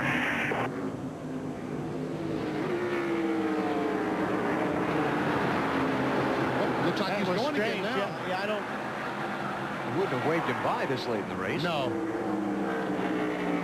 Unless he had a hard time getting it in the 4th gear. You got to grab 4th gear right in about the middle of those S's. And if you have a hard time getting it there, yeah, he looks like he's having some trouble. Dale Earnhardt Jr. going to lose another spot to Ricky Rudd. Trying that 28. That's Ty Norris's spotter. We'll try and find out what's going on with Dale Jr.'s car from pit road in a moment. And we see that Jeff Gordon is closing just a little bit on the leader, Jeff Burton. It's Ricky Craven that interval's back from, I'm sorry. the leader. Right. Thank you. But we should go back and track the interval now from Gordon to Burton, because once the pit stops cycle out, that's the key interval now for deciding who wins. Well, we're good to go, bud. 10-4.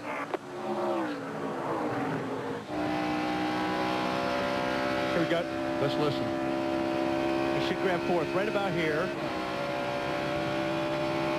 Now we're getting down the back stretch, go to the inner loop. Try to drive it as deep as you can. Usually to about that 600 marker, which he was right at. Downshifts twice. Back on the gas. Kind of play with the throttle here because the car's real loose through here.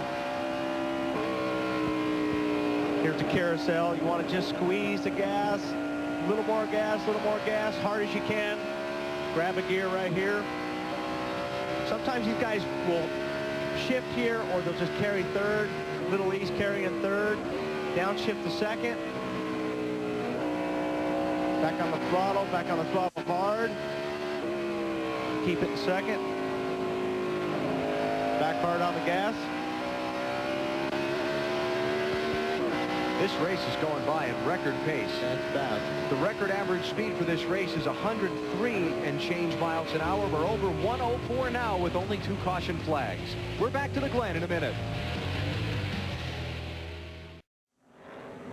Oh no, again. Yes, again. Dale Jarrett once again, turn 1 in the litter. Let's see if we can see what happened this time. A little contact this time between he and Mark Martin. They were racing for 13th spot. Jarrett was trying to take that position away from Mark going into that corner.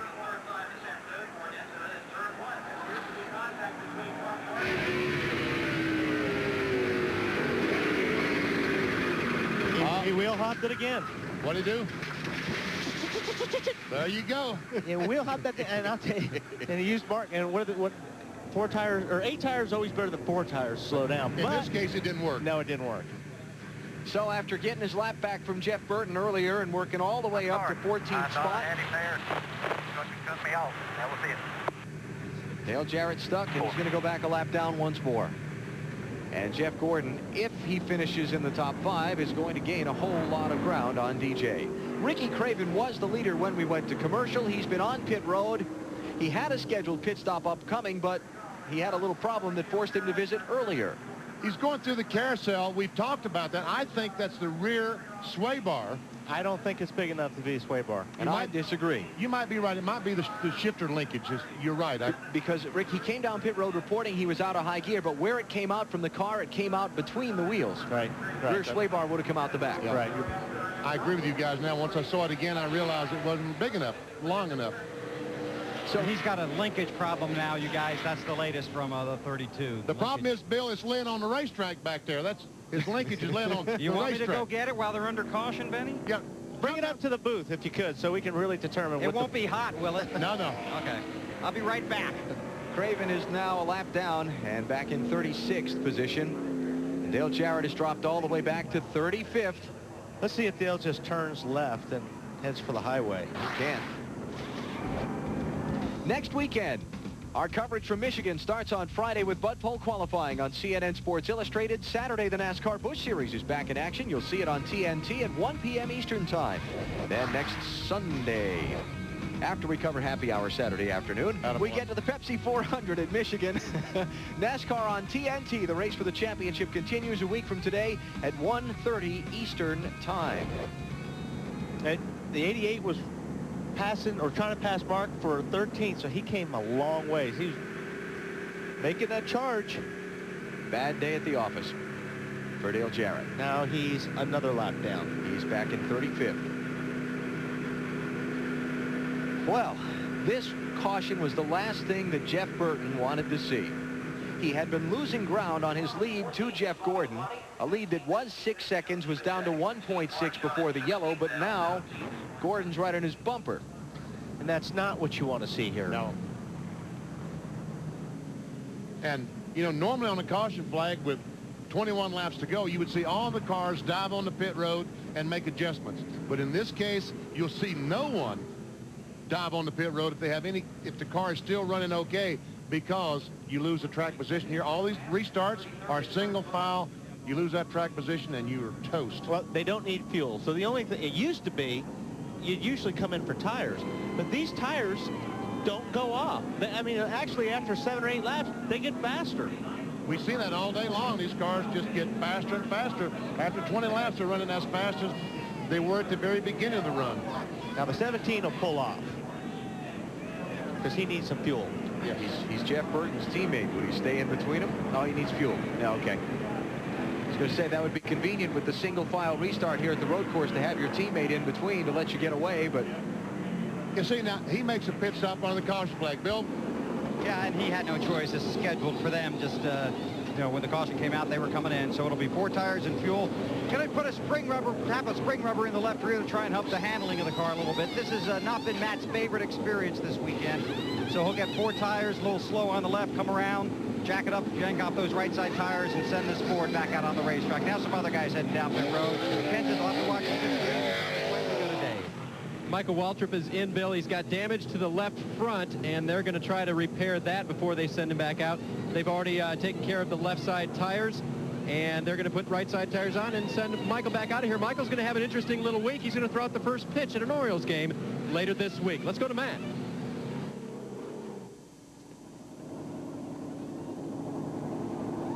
Tony Stewart on pit road getting service. Stewart had his problems earlier when first he tangled with John Andretti, and then he got spun around off the corner. Marty? I think it's been a bad day for Matt Kenseth. It's been a worse day for Dale Jarrett, the man who sits second in the point standings. He's finished 41st and 12th in his last 2 races, staring another bad finish here this weekend right down the barrel. DJ currently is in the 36th position. Car not really damaged from being in the gravel trap. For the second time, it will be 4 tires, and again, no adjustments. They've had a terrific car all day long. They've just been in the kitty litter twice. And he's back out on the racetrack. You look at the color scheme of the Watkins Glen racetrack. See the color of the pavement, the grass, and the guardrail, the old rhyme that came to be. I don't know if it was Harry Hyde who first started passing this one around the garage area, but the old rhyme you instruct drivers with is black is good, green is bad, and blue is very bad for the colors of the pavement, the grass, and the guardrail, respectively. I guess we got to add to that with the gravel traps. Brown isn't too good either. Dale Jarrett having a hard day at Watkins Glen. Jeff Burton leads. Families of NASCAR. The town of Corpus Christi, Texas is where 2 NASCAR Winston Cup champions found their passion for racing.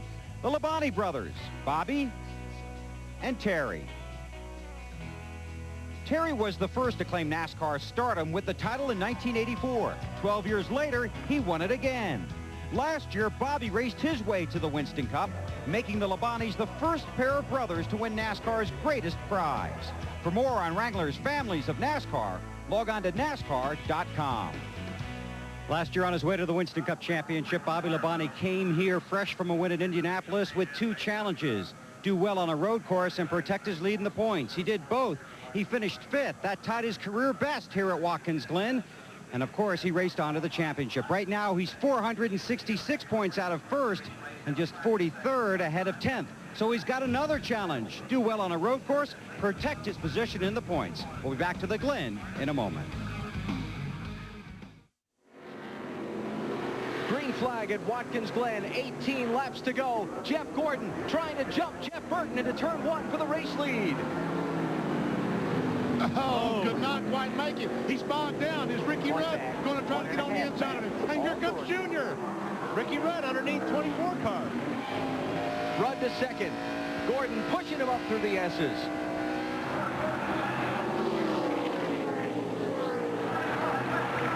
Does Jeff Gordon have enough horsepower to outrun that 28 car down the back? Yes, he does. And Dale Jr. up inside of Rudd for 3rd. Oh, Junior did not make the corner. He just went straight. That was an emphatic slam of the door by Rudd. Your right side, left side tires ready. Marty? Info will be ready. Do the best you can. Ricky Rudd just radioed to his team, guys. He said he thinks he has a right front tire going down. He said he felt it right up in the corner where Jeff Gordon passed him on that back stretch. So he thinks he has a right front going down. They're going to try and leave him out, see if indeed it is going down. He said he felt like it was going down. If it was going down, I think when he went to turn 10 and made that left-hander, Ricardo not handle nearly as well in that corner. Well, those guys went, don't forget, they went side by side through the S's. He was off the line. There's a lot of garbage there, and that you get the sensation that you got a tire going down if you got a little dirt and rubber on your tire. Usually takes about a half a lap to get that tire cleaned off again. Everything's good. Last week at Indianapolis with 14 laps to go, Sterling Marlin restarted in the lead with Jeff Gordon behind him. Gordon got the jump on the restart and took the lead and was able to hold on. It may have been the turning moment in Jeff Burton's hopes for victory that he held Gordon's restart charge off and got away. Got Gordon occupied with Rudd and the rest of them. And that's about a 1.5-second lead. But the last lap, Jeff Burton ran over 117 miles per hour, and Jeff Gordon ran just under 115 miles per hour. So we can see that he lost a lot of time as he and Rudd raced together on the backstretch. Let's go back and take another look at what happened going up the hill into the S's a moment ago after the restart. You're not in a good position here. You want to be on the inside to make that move. So you're on the, Little E was on the right side. There's no racetrack left over there. And that wasn't going up the hill to the S's. That was at the inner loop on the backstretch. And Rudd showed him there was no racetrack over there. Well, at that time, Jeff Gordon shaved 0.2 of a second off Jeff Burton's lead. Aerial views here at Watkins Glen, courtesy of the United States Army, an army of one.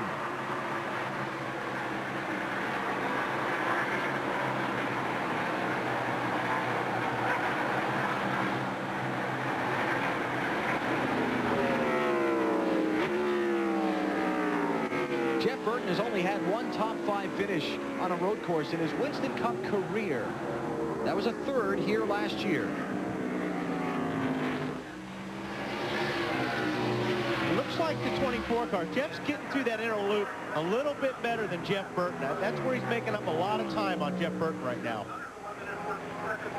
Oh, come from behind wins. And he can't make mistakes like that. See where he had a little braking problem there?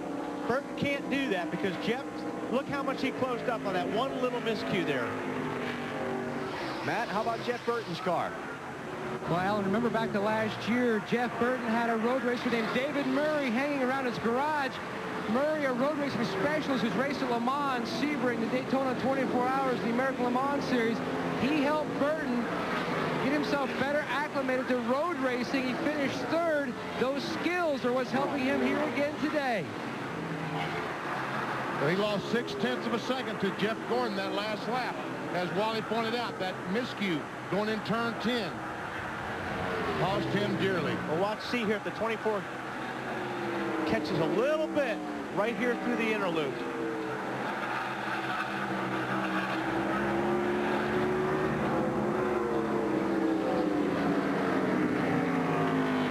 Getting down to the final moments here at Watkins Glen. Gordon chasing Burton. You're watching NASCAR on NBC. Stand back, I'm coming through. Stand back, I know just what to do. Stand back, let me make my way. New leader at Watkins Glen. Jeff Gordon has gotten by Jeff Burton. He's out in front with 12 laps to go. What an exchange it was. Burton did not want to give up. Let's go back and take a look at it.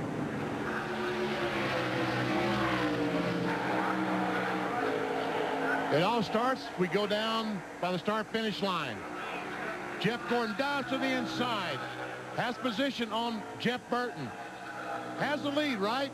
Wrong. Look at Burton turn that car right and get alongside Jeff Gordon. There you go up through the S's. Jeff Gordon he had to back off. Now as they go through the S's up the backstretch, Jeff Gordon gets a tremendous run on Jeff Burton. Too many Jeffs in this race. Gets position going on the inner loop, takes the lead. And this time keeps the lead. But there's going to be a new car leading the race. It's going to be the pace car. Caution is out. Oil on the racetrack. Jimmy Spencer, the Kmart car, the 26, I was told has blown an engine, so I guess that he has dropped some oil on the speedway. Spencer has gone to the garage. Be the 5th car out of the race, joining Robbie Gordon, Ward Burton, Ron Fellows, and Rusty Wallace. That's important right here for these guys to see what they're doing. They're already keeping their tires clean. You've got to keep your tires clean. You've got real hot tires, and you got a lot of debris on the racetrack. And if you don't keep your tires clean for that restart, it's going to feel like you've got a flat tire or you've hit a patch of oil. So really important. There it is. There's a lot of it, too. Yeah, all the way down this backstretch, we see the stream of oil. And there are 11 laps to go. So what'll happen is by the time they get that cleaned up and we go back racing, we're going to have less than 10 laps to go. It'll be just the lead lap cars at the head of the line in the single file restart. And there are 33 of those. Wow. 33 cars. You want to see him go into turn 1 about 5 wide on that restart? That'll be fun. Let's check with some crew chiefs down on pit road. Here's Matt Yoakum. And Robbie Loomis won a special race last week at Indy. Another dramatic finish building here. Robbie, can your guy hold him off? I don't know. I tell you, those guys are real tough, you know, that are behind us there. And it's just real exciting. It's driver for driver right now. Everybody's on about the same equal tires, equal fuel. Should be good to go to the end, so we'll just have to see. Gordon looking for his 7th road course victory, which would be a NASCAR Winston Cup record to Dave. And Frankie just gets done talking to Jeff. How about your driver fighting with a 24 up there? Road course driver, huh? I told him to make it difficult on him. The 24 has got better tires than we do. We're on a little bit different cycle with tires, and that's got us behind. But Jeff's done a great job all day. That Citgo Super Guide team's done a great job preparing the car. And I just hope we get a top 5 out of this thing. I'm not going to be greedy. You had him conserving fuel earlier. Can you make it to the end? And don't lie to us. I don't know why that Benny and them always are concerned with my fuel mileage and nobody else's. But I told them last week that we weren't going to be able to make it. This week, I can guarantee them we will make it. All right, the words Thank you, Frankie. Frankie Stoddard. And Benny says thank you, by the way, Frankie. Let's go to Marty Snyder. And Mike McSwain, the crew chief for Ricky Rudd. First of all, tell us about the panic. You thought you had a flat tire. Yeah, I guess on the caution, he picked up some marbles and stuff on the tires, and the car didn't take off like he thought it would. He got a really good jump getting down into 1 here, but then tires wouldn't take a hold, and they come around. Everything's okay now. Your guy sitting in 3rd, can he pass those 2 guys in front, Mike? Yeah, I think he can. I mean, this is the kind of racetrack Ricky Rudd loves to go to, and this is a perfect situation for us. Get the caution, get us closed back up. Now we're the predator, and those other 2 guys are worried about us. They are preying on the front 2, Bill. Okay, Marty, I borrowed somebody else's war wagon here with Tony Uri Sr. Dale Earnhardt Jr. road racer. He's in 4th. Can he get to 1st? I don't think we can get to 1st. That 24 is pretty dominant on the road courses. But I don't think the 99 is too happy with him right now, so anything could happen. But hopefully we can hold our own in 4th there. The Budweiser Chevys run good all day. It's just tight up through the S's. Can't get up that hill very good, so that kills our speed on that long straightaway back there. Everywhere else we're pretty good. Need a little forward bite off the corners there. I think Richie gave us a little bit too much horsepower this week, so hopefully we can hang on to this 4th spot, because we got some points to gain here today. He showed some muscle going through that inner loop up there with Rudd, didn't he? Yeah, he said Ricky takes off real fast for 2 or 3 laps, and then he slows down. He said, I got up beside him, he run into him. So it didn't help our tight problem by caving the fenders in either. So hopefully we might get by him. I don't know. Hopefully we can. If we can't, we'll take our 4 points and go home. Okay, we'll sit here and watch with you. Okay, thank you. Okay, just keep in mind that Dale Earnhardt Jr. learned to polish his road racing skills at Watkins Glen by playing a video game of this course over and over and over, and he said it helped a lot. That's a reason to go out and get a video game, if you ask me. Well, he's obviously better at the video game than BP. Oh, I didn't say that, did I? We're down to 10 laps to go. Jeff Gordon leads. Jeff Burton trying to get back out in front. We'll come back for the finish in a minute on NBC. NBC's coverage of the NASCAR Winston Cup Series from Watkins Glen is brought to you by the joy of Pepsi, by Walmart, always low prices, always, by Viagra, ask your doctor if Viagra is right for you, and by Subway, showing the world how great a fresh-made sandwich can taste. Subway, eat fresh. 9 laps to go at Watkins Glen. Under caution, oil on the racetrack being cleaned up. Jeff Gordon is the leader over Jeff Burton, Ricky Rudd, Dale Earnhardt Jr., and Bill Elliott. Here's our Pepsi race recap. It's been kind of a topsy-turvy kind of day. Things happening all over the place on the racetrack. Wet green a little after 1 Eastern time under a threat of rain. The weather has missed us early in the race. Rusty Wallace out, forgot to connect a water hose when they put the engine in, cooked the engine. He was the first one out of the race. Dale Jarrett's leading at lap 18, but he spins out into the gravel trap, loses a lap, getting towed out of the dirt. Lap number 23, John Andretti and Tony Stewart racing for a spot. That was in the top 10. Andretti's day damaged from that point forward. Stewart's day wasn't done. He got tagged by Borisset in turn 1 and turned around. He lost a lot of ground. Lap 37, Ron Fellows chasing Jeff Burton for the lead. The axle breaks on his car. He stops on course, bringing out a caution. Jeff Burton lets Dale Jarrett come by him to get back on the lead lap, coming to the yellow flag. So things are good for DJ, right? Not really. That in a moment. Robbie Gordon has been up front all day long. Just after making his final pit stop, his car catches on fire from the inside. He's down pit road. A chance to win his first Winston Cup event is gone. Now this is Dale Jarrett and his further adventures, trying to get 13th from Mark Martin. Same spot on the racetrack. Same result. Into the gravel trap, loses a lap, getting towed out. Lap 78, after swapping the lead twice in half a circuit, Jeff Gordon finally gets by Jeff Burton to take the top spot. And he held the lead until this most recent caution flag for oil on the racetrack. And that's the way things have gone so far here at Watkins Glen. They had given the field the 1 to go signal, but they've waved it off. Still trying to get some of the oil dry cleaned up. Oil just dumped all the way around this course, and it's been quite a project to get it squared away. Let's go back and talk about some of these guys in the field a little bit. There's Jeff Gordon, the leader. We showed you the duel that he and Jeff Burton had for the top spot. And Ricky Rudd, Michael McSwain, his crew chief, said he thinks he might have something for these fellas in that Texaco car. Dale Earnhardt Jr., not known as a road racer. His best road course is a 19th at Sears Point this year. Those are the top 4. Bill Elliott running in 5th position. What a quiet day it's been for him, but he's in the top 5. Dave? And Alan, he qualified 21st, has moved all the way up to 5th, and talking to him in qualifying Friday, you wouldn't think that he was having that much fun on the road courses, and yet he has hit his marks. He's done a great job. The car is just a little bit tight right now, according to Mike Ford, the crew chief, and they're just trying to hang on for a top 5 today. Let's go to Bill on Jeremy Mayfield. And he's in 6th, right behind Bill Elliott, and what a day it has been for Jeremy Mayfield. And when you walk through the garage and you talk to Jeremy, all he says is, if we can just get a good finish, just get a good finish. His best road course finish ever, 15th. They came here at Watkins Glen in 1997. Right now he's 6th, and his crew chief Peter Suspenza just told him, there are a lot of aggressive guys on this track in front of you. Anything could happen. You could still win this race. Dave? Boris said is another guy who has made his way toward the front, and he is currently running 7th. The crew right now is just trying to keep him calm. They're not sure he has a car that can do much more, but then again, Boris is an excellent, excellent road racer. But it's really hard to tell because he's been quiet on the radio. There really isn't much that Boris has said. Boris running in 7th. Todd Bodine is in the 8th position. Matt Yoakum.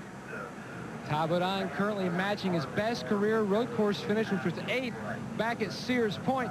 Todd reporting in his car is losing forward by slowly lap after lap. They're just hoping to hold on for a top 10 finish, trying to bounce back from last year's 42nd. Watkins Glen, a special place. It's his home racetrack, about an hour from his hometown of Chemung, hoping to hold on for a top 10 here today. To Marty. And Matt, Jerry Nadeau sits in 9th. That's actually sort of a disappointing run for these guys because Jerry's a road course expert. He expects to run well at these places. He's been fighting a tight race car all day long. But seeing in 9th, that sounds pretty good to these guys. They finished 37th, 33rd, 24th, and 38th. In the last 4 races, they have only one top 10 in the last 11. I think they will take a 9th place finish. Thank you. 10th place is Kevin Harvick, continuing his outstanding rookie season. First Winston Cup try here at Watkins Glen. And Harvick is up into the top 10. He finished 3rd in the NASCAR Busch Series race here last month. You've got Bobby Labonte, the NASCAR Winston Cup champion, right behind him in the 11th spot. And he's had a quiet day as well. But he's pretty sneaky. Yeah, he is sneaky. He usually sneaks his way up quietly. Steve Park in 13th place, defending winner of the event. After the problems that did not allow him to make a qualifying run on Friday, he started 37th. So he's moved up nicely through the field. And we are about half a lap from the restart, which is going to come with 7 laps to go. Bill Weber. And Alan, you were just talking about Bobby Labonte a moment ago and how he won at Indianapolis last year, then came in here and had a good run, went on to the championship. Well, last week, Jeff Gordon, the win in Indianapolis, in good shape right now. So he's not only thinking about winning races, but is it too early to think about winning the championship? Yes, I keep telling you, Weber, it's still too early right now. The concentration for this team, for Jeff Gordon, for the 28-car Ricky Rudd, all the rest of them, has to be winning races. Bill? Okay, well, that's your opinion. Let's find out Jeff Gordon's opinion, VP. All the guys in the top 5 or 6 in points are guys that can win on about any given weekend, and so we've got to make sure that we're going out there putting ourselves in a position to win and get the most points. You know, I think one of the things that have gotten us to this point, a lot of bonus points from leading a lot of laps. You know, we need to keep that up, you know, and then just keep top 5s, and sneak in those wins when we can. And a few weeks ago when we talked to Jeff Gordon, he made a really excellent point. He said right now in NASCAR Winston Cup racing, you have to be perfect to be successful. No mistakes. You have to be perfect. And Wally, I imagine in the final laps here, he's going to have to be perfect if he hopes to win. He is. And all these guys right now need to make the best restart of their careers. And that's the only way that Jeff Burton is probably going to get by the 24 if he can, is if Jeff makes a mistake. But Jeff just doesn't make that many mistakes. So, and I'm sure that Jeff will probably run down the right side of the racetrack if Burton is close to block that move. So they're coming to the green. It'll be out with 7 laps to go. Fans getting all psyched up for it. There's Dale Jarrett. What a tough day he's had. 34th place. Joe Nemechek. There's Boris Said. Boris is in the 7th position. Casey Atwood. Back in 33rd is Casey, and there's Kevin Harvick. In 10th, Mark Martin in 13th. Steve Park just ahead of him in 12th. 4th place, Dale Earnhardt Jr. As you look ahead at the leader, pace car's off. 7 to go. We're racing again. Well, Jeff got a great restart on that one. Burton to block. Rudd, Jr., Boris said, Jeremy Mayfield. Now look at the 77 car. Whoa, look how he locked up that right front, and they're 3 wide behind him. That was a great move by Boris. Left side 25. And Boris goes all the way to third, and Junior almost in the barrier. Look at Harvick. He picked up about 5 spots on that restart when they all got jammed up into turn 1. He took advantage. Oh, got a crash. Bobby Hamilton and Brian Simo in it in the S's.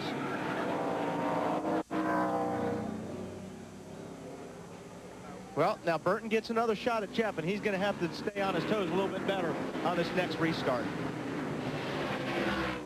Are up against the wall on the second part of the S. Caution is out. Full course yellow coming out again. Be the 5th caution of the race. But never see the 77 car smoking as he goes into turn 10.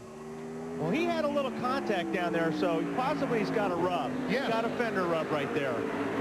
But I don't think that's going to be bad enough. You don't come in with 5 laps to go when you're running third. So they come back to the yellow. And the pace car will pick up the field once again. Ricky Rudd, the big loser on that one, was 3rd on the restart. Stop and get a run on me Back to behind 5th me. now. Let's go back and take another look at the accident, rather. Well, we got a car slowed down. Sterling Marlin had some problem. Whoa. These guys all checked up. Kurt Busch got under the back end of Brian Simo. The 17 car really checked up there of Matt Kenseth, and I think these guys just came screaming up the hill and didn't have time to let each other know there was a problem.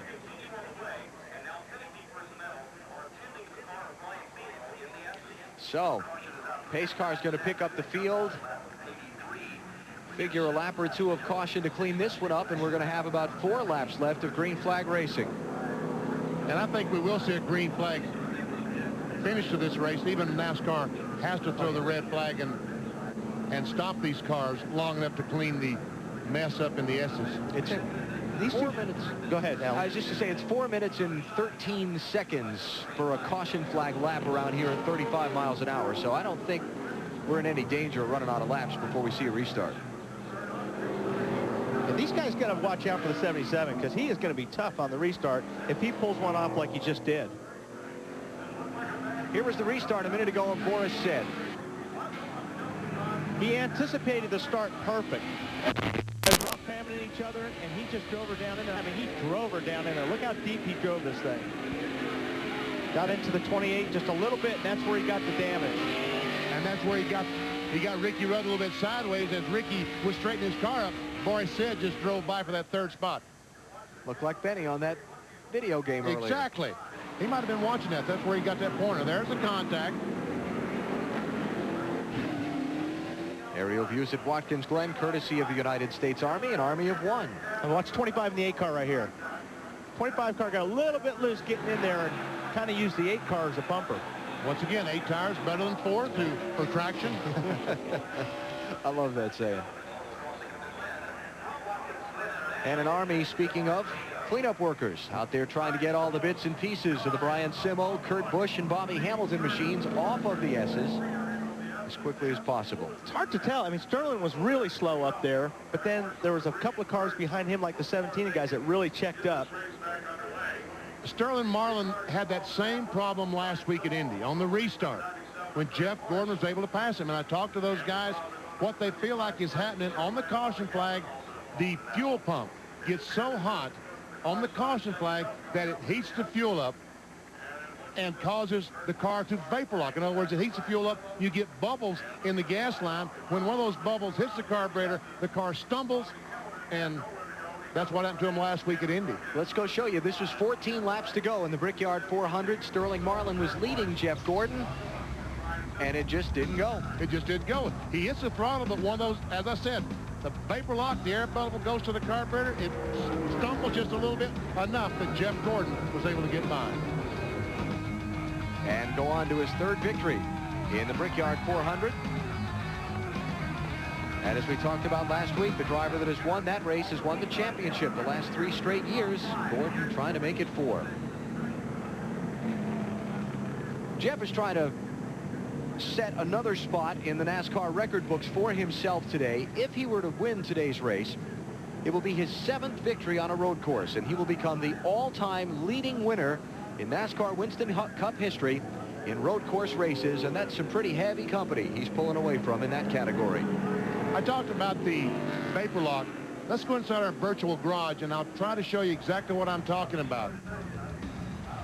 The fuel pump on the caution flag sits so close to the exhaust system. You see the exhaust back here? Here's the fuel pump. The exhaust system is, I don't know, 1,200 degrees. It heats this pump up and all the fuel in the lines, and that's where the air bubbles come from, and therefore the vapor lock. Because it boils it, right? It boils it, right. It's nice to boil your fuel during the yellow. No, that's not good. That's not good. And as people are learning more about that problem, there are some teams trying to do something about it to keep it from recurring. Yes, they're putting an insulator between the exhaust system and the fuel pump. Some kind of material like they would put on the driver's feet to try to insulate some heat from that pump. It only happens on the caution flag when these cars are not going fast enough for that air to come through the grill and keep that heat going on past the exhaust system back under the car.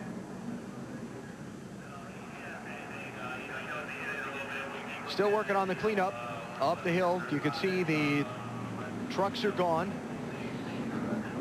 Communication going back and forth between Buster Otten, the pace car driver, and the control tower, just trying to make sure that the track is clear, and it shouldn't be long before we go back racing. Kevin Harvick back in 8th position. Marty? And he's had a pretty good day, Alan. And I asked him earlier this week about what happened at the end of the road course race at Sears Point. You remember, he kind of got in the way, or he actually gained his positions, as he would tell you. And I asked him if he would do anything differently, and here's what he had to say. No, I mean, you know, we were running 31st and wound up 13th, and I think right now that put us 12th or 13th in the points, the difference in those points. So we're here to race. We're not here to ride around like a bunch of circus animals. So we're just you know, it's obviously not something that you want to have to do every week, but you got to, sometimes you get in situations where you got to do things that you normally wouldn't do, and when you're trying to get a lap back, you got to race hard. Wow, Happy getting a little cold there, isn't he? He did the right thing, and like I said earlier, if Robbie would have just let him go, you know, he wouldn't have had that problem with Kevin when he kind of run into him, and Tony Stewart passed both of them. So I think he did the right thing. Got a 13th out of it. Oh, yes, he went from 31st to 13th, so definitely Kevin Harvick did the right thing. Saw those dark clouds overhead from the onboard shot on Harvick's car, but at the top of our show, we talked about rain possibly being a threat, but has not materialized here today. Let's go back and just show you the incident we were discussing between Kevin Harvick, Robbie Gordon, and Tony Stewart. This was the Sears Point race at the end of June. Robbie Gordon is the 7 car. He's the leader. Harvick's trying to get a lap back. He's so preoccupied with the 29 car, he let the 20 get by both of them, and that was it. Tony Stewart, the 20 car, goes on, takes a checker flag, and wins. The 7 car finishes second. Tony Stewart has had his bumps and bangs today. He's been involved in 2 incidents. He's back in 26th position. Robbie Gordon was in the 31, contending for the win. A fire just after a pit stop on his car is going to leave him with a 40th place finish. Now, it's going to be interesting to see on this restart. I know the 99 is going to be very worried about that 77 on that restart, so going to see if we see some blocking. 99, and Jeff Burton, I don't think got a very good restart on that last time, so he's going to have to be on his toes a little bit better in order to have a shot at Jeff going down to the turn 1. Jeff Gordon. Coming to the green. The lights are out atop the safety truck. The problem is some of these guys have a first gear to get them out of the pits. They have to restart in second gear, and it's not quite enough. With an overdrive transmission, it really puts them in a bind on the restarts. Here's Boris. Oh, you can't do that, Boris. Back up a little bit. There you go. Gotta wait till you cross that start-finish line. Jeremy Mayfield is on the charge. He's by Boris Said and going after Jeff Burton. And here's Ricky Rudd on the outside of Boris Said. So last time Boris gets a great restart. This time, not so good. He got a good restart, but he couldn't pass Burton on the right-hand side, so he had to get off the gas. When he did that, everybody else had momentum and passed him. 4 laps to go. Boris getting a serious challenge from the 66. Who's getting a challenge from the 25? Todd Bodine on the inside. Fifth Whoa. place.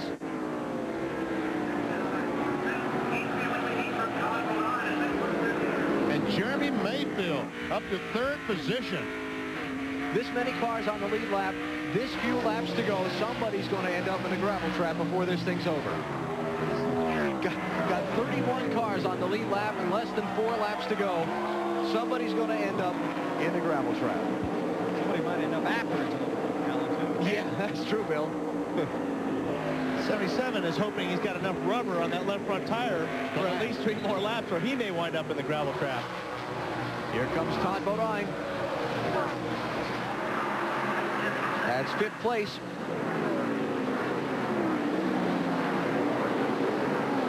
Oh, this is tight.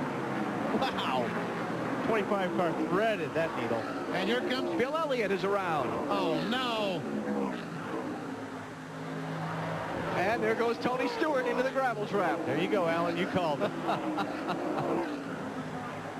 And somehow Tony Stewart drives it through the gravel trap. He will not lose a lap, just a lot of positions. Hey, he's got a lot of dirt track experience, you know. Last time by, he was running 26th. Next time by, he'll come by in about 31st. Mayfield and Rudd for 3rd place. Ricky's applying some pressure here. Boy, these guys are giving it everything, using every inch of the racetrack, doing everything they can for maximum speed out of these cars. Back end of Rudd's car, a little bit torn up from some of that bumping and banging around when Boris said tapped him earlier when they were racing for a spot. 2 to go.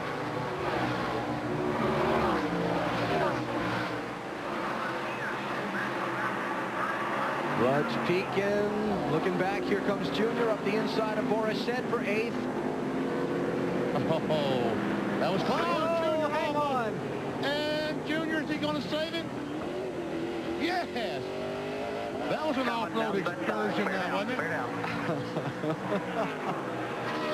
That's back to about 12th. Up, there's Joe Nemechek. And he did not save it. Stuffed in the barrier.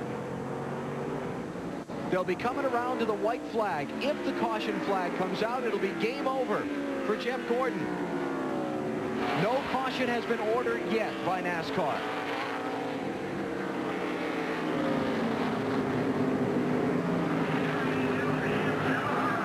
Gordon and Jeff Burton well clear of this race for 3rd on back.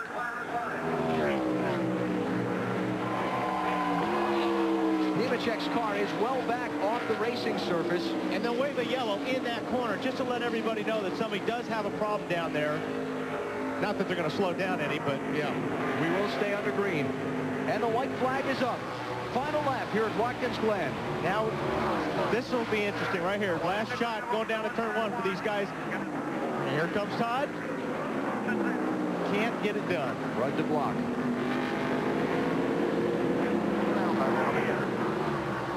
And now the caution is out. Race burner Jeff wants the 21 down by the chicane. He's wounded bad. But once the caution comes out, after the white flag is displayed, you race back around to it. So we're still at full speed. Oh, that's Elliott Sadler crab walking through the inner loop.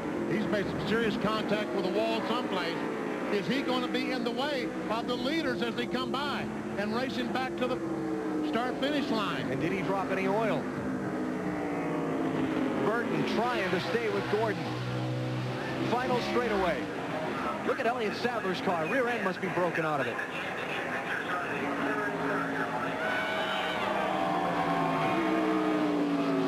Wow, Burton has really closed gap. Race for 3rd behind the leaders. Rudd trying to get Mayfield. But here comes the road course king, Jeff Gordon. 2nd win in a row, and he takes his 7th road course victory, winning here at Watkins Glen. Burton 2nd, Mayfield held off Rudd for 3rd. Ricky was 4th. Todd Bodine 5th. 4th win in the last 5 tries here at Watkins Glen for Jeff Gordon.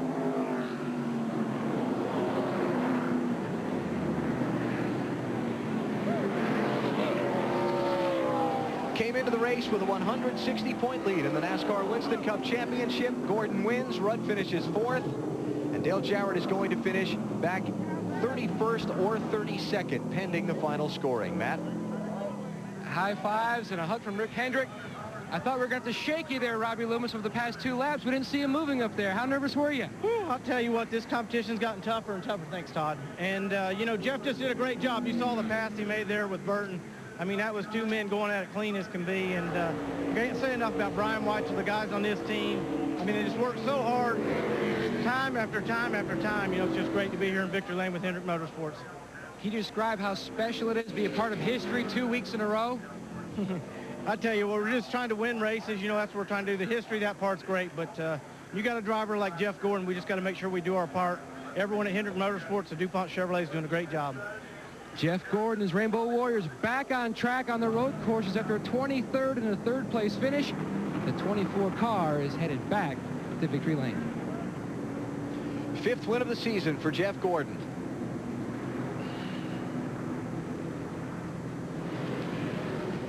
You know, these road courses, he is really, really tough. Unbelievable. He is. Just tough. And there at the end, I don't know if he was just trying to save everything, but it looked like Jeff Burton, those last few laps might have been a little bit better than Jeff Gordon. Look at the way the right front fender is caved in on Gordon's car. What was he going to try to do a victory donut?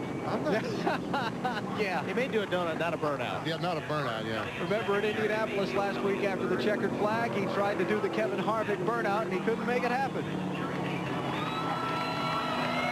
Look at the sweat in the gloves. Hard day's work.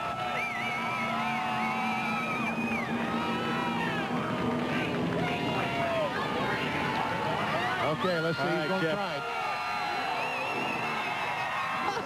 Come on, buddy. Come on. There you go, Jeff Gordon. That's the way to do it. He's learning.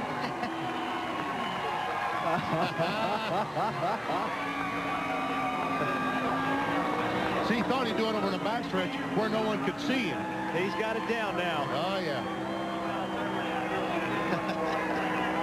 Attaboy, Jeff.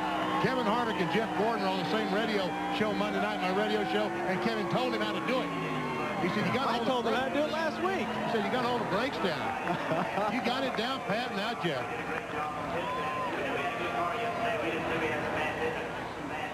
Here's what happened last week after he took the checkered flag and tried to do that very same thing on the yard of bricks at Indy.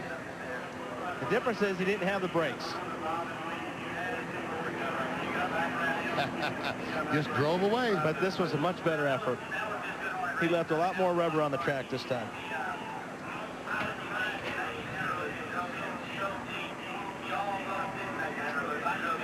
Gordon's 4th win in the last 10 races as he heads into Victory Lane here at Watkins Glen.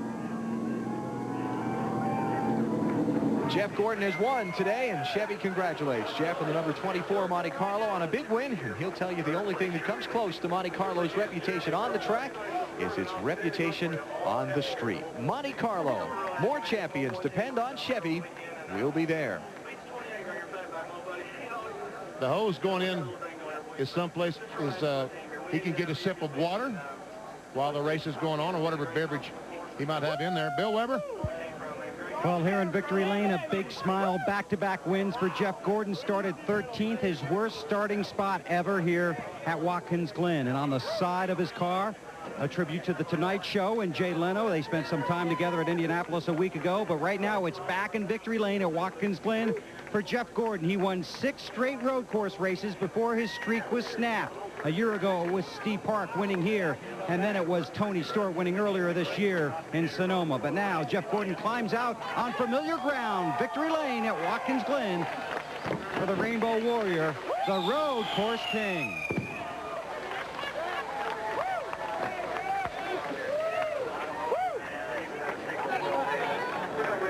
A kiss from his wife, Brooke. Car owner Rick Hendrick is here. Robbie Loomis will step in as well. This win at Indianapolis a week ago really inspired this team. 160 points, the lead coming in here, the biggest this season. Great race, an excellent burnout. Thank you. Had to redeem myself. Yeah, that was a burnout there. But that was a burner of a race, too, wasn't it? I thought I was going to lose it right there in the last corner. I don't know what Elliott Sadler was doing. That race car wasn't good enough to come back to the line, but I'm so worn out.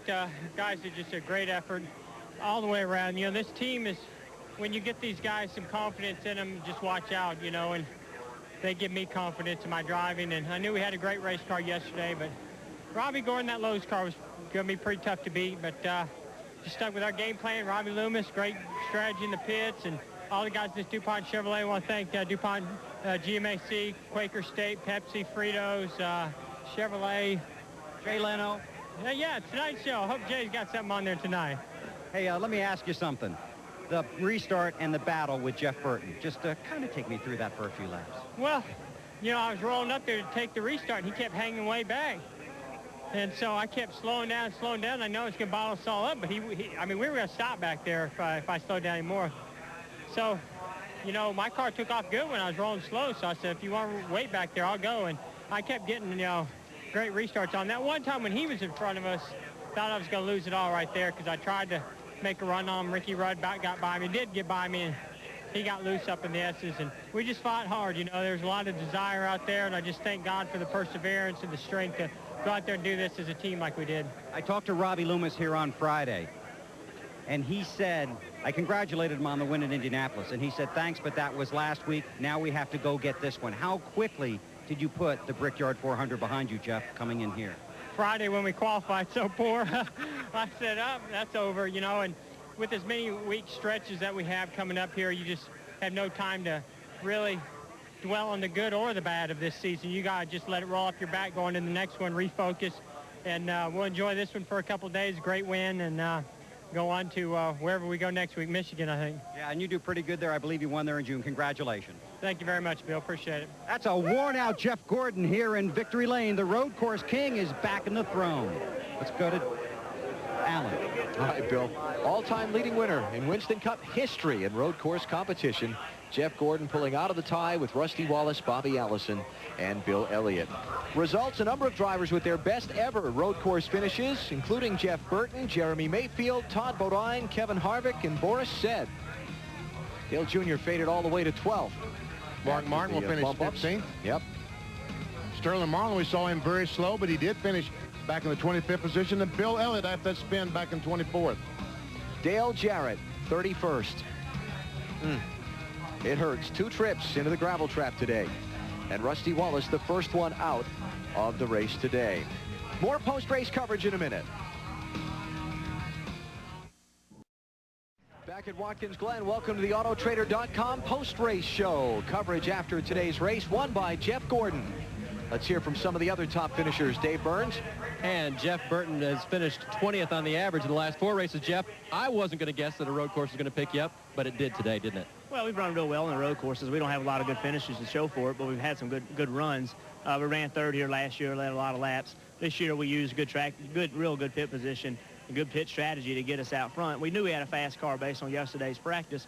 We thought if we could get in front of some of the guys, we'd be okay. And Frank did a great job of getting us in front of them. And Jeff was just a little bit stronger everywhere around the race course. But nonetheless, we had a great race. I gave him a good shot coming off the last corner, and it didn't even budge him. So we gave him all we had, just wasn't enough. Tell us about a few laps earlier when you were racing him up through the S's. Well, that was just good hard racing. He got in the corner a little bit too hard, so I was able to turn back under him and get beside him. And we went up through the S's, and neither one of us had the groove we wanted, so we both went up there slow. And then he drove into the inner loop about 2 car lengths too deep, and I kind of let him go because I said he's not coming out. And he came out. He did a great job and bounced the ball off both curves and did a really nice job of keeping the guy in the car slowed down. He just drove it down, and then he just stopped. And he did a really nice job there, and that won the race for him. All right, Jeff Burton second today. He finished 8th earlier this year at Sears Point. He's becoming a road course ace. Matt? Dale Earnhardt Jr. finished a career best 12th at Watkins Glen. You finished 40th here last year. You walked up, so you had a lot to talk about. What do you want to talk about? Yeah. Well, we had a good race. I mean, we did some pit strategy. My guys in the pit got us up in the front, and Jeff Gordon's restart was pure crap, just running that slow. Had everybody bottled up, and guys like 20 car lengths back just running over us and down in the corners like 3 or 4 wide. a bunch of guys got biased and just couldn't really get to the bottom, lost a bunch of spots, and then I took over from there and made a bunch of mistakes to knock us back to 12th. So it's a shame. I mean, it's not a shame, it's a shame. I mean, we come in here not really running good. We didn't qualify good. The car wasn't good in practice, but we got up there and run with them. So I'm pretty happy about that. Happy about coming back here, and it's good for points, finishing 12th. So I would rather finish 4th, 5th, something like that. But a good confidence builder for you. I mean, I remember at Sears Point, you went off the track a couple of times, and you went out there to test, and you were trying to build on your road racing program. Do you feel like things are starting to come together? You never know. I mean, you don't know what you got till you get here, and I think we really improved on the car since last practice, but we found a bunch of problems with the brakes and stuff. But you know, let that last 15 laps or so frustrate the heck out of you, but it's real easy to do that. But we should be happy with the 12th after the way the car run all weekend. And Rusty and a bunch of guys had some trouble, so we gained on some guys in the points. Good points, Dave, for Dale Earnhardt Jr., Dave. And Matt, for Jeremy Mayfield, he broke a bad streak. That was 7 straight finishes out of the top 10. Jeremy, great job today. Tell us about racing those last few laps. Well, it's pretty wild. You know, I'm just happy to be there. You know, we've had some bad luck lately and haven't been running that good. And for this team, this Mobile One team, to come home here in top 5 on a road course, not only top 5 but 3rd, man, that's pretty cool. And I've been happy to finish top 10 today, or top 10 anyway, just to get a finish. But to come here and bring the Sony Vega Mobile One Ford home in top 3 is pretty awesome. Did you hit every corner, every shift? I hit every shift this time. Didn't tear nothing up, didn't break nothing, and man, that's what helped us down there. You know, I had a great motor car. Crew did a great job on the pit stops. Peter made great calls, you know. And down when we all stacked up down there, I just kept grabbing gears until everybody stopped and took off in first and beat them out of there. So pretty happy with that. All right, I guess he missed maybe one corner, guys, and that was all today for him. Great run for Jeremy. Let's go to Marty. One day, Ricky Rudd finished 4th, and an adventurous day for you, if nothing else. What was happening on those restarts and the one time with what you thought was a flat tire? Well, I guess the gumballs, marbles were sticking to the tires on the restart. I tried as hard as I could to clean them off, and it wasn't doing any good. I think plus our air pressure might have been a little different than a couple of the other guys, and you'd slow down like that, and we'd have low air pressure, and it'd take a couple laps to get going. But you know, restarts, you get those guys late in the race trying to go for the win, driving into turn 1, and they were just having a hard time getting stopped, and they run over top of everybody, and that really took us out of the equation to try to even factor in for a win. I think we had a 3rd place car. We ended up 4th. That's about all we had today. Take us through the one time when Boris had pushed you up the racetrack going into 1 when you guys were 4 wide. Well, he pushed me. Hell, he went over top of it. What are you talking about? I was just trying to do everything I could to keep him wrecking and gather it back up, and off we went. But it's kind of disappointing to have that happen to you real late in the race. You don't have enough time to make it back up. But he recovers from the disappointing finish in Indy and finishes 4th here at Watkins Glen. To Matt Yoakum. Last year in post-race, Steve Parks celebrated a victory by standing in your car. You almost have that same smile after a 10th place finish, starting 37, Steve. Oh, we were terrible. Just a great race team. I mean, we've just been going through so much adversity the whole time that, you know, just to get a top 10 finish we were ecstatic about. And we just did it with pure patience. We did what the late, great Dale Earnhardt taught me to do, and that's stay on course, don't get in the gravel pit, don't wear your brakes out, and don't break your transmission. That's all we can do today. How big of a confidence booster is it for this team? Because you guys have been up and down over the past 6 or 7 weeks. Well, really, the last 4 weeks in a row, we've had solid top 10 runs. So, you know, it's been a turnaround for us. We struggled the 5 weeks before that. We got back on track at New Hampshire, and we've been able to follow that through these last couple of weeks. So hopefully that momentum, and we'll get rid of some of this bad luck and get some good luck on our side, and we can take that through the rest of this year. And it's off to Michigan for Steve Park and Dale Earnhardt Incorporated. Let's now go to Marty. Well, Dale Jarrett, the pole sitter, in a promising weekend turned sour. DJ, tell us about the 2 trips through the gravel traps. What happened? Driver error. I just got in a little hard. And the first time wasn't necessarily in too hard. I just didn't get my shifts exactly right. The brake pedal had faded a little bit then, and I didn't pump it up, and just got to wheel hopping. Second time, I was trying to outbrake Mark in there, and I thought he knew I was there, but I got it to wheel hop and got in the side of him. So just my fault. I had a great race car, and obviously didn't know what to do with it, but it was fun driving it. This is a bad time, honestly, for your team to have bad luck, DJ. Yeah, you know, you could call it bad luck, but you can't call that bad luck. That's just an error on my part, and that's the kind of things you can't do if you're going to win championships and give yourself a chance at it. So, you know, this was my fault. We chalked this up to me. My guys did everything they could do to give us a car capable of running up front, and just didn't make that happen today.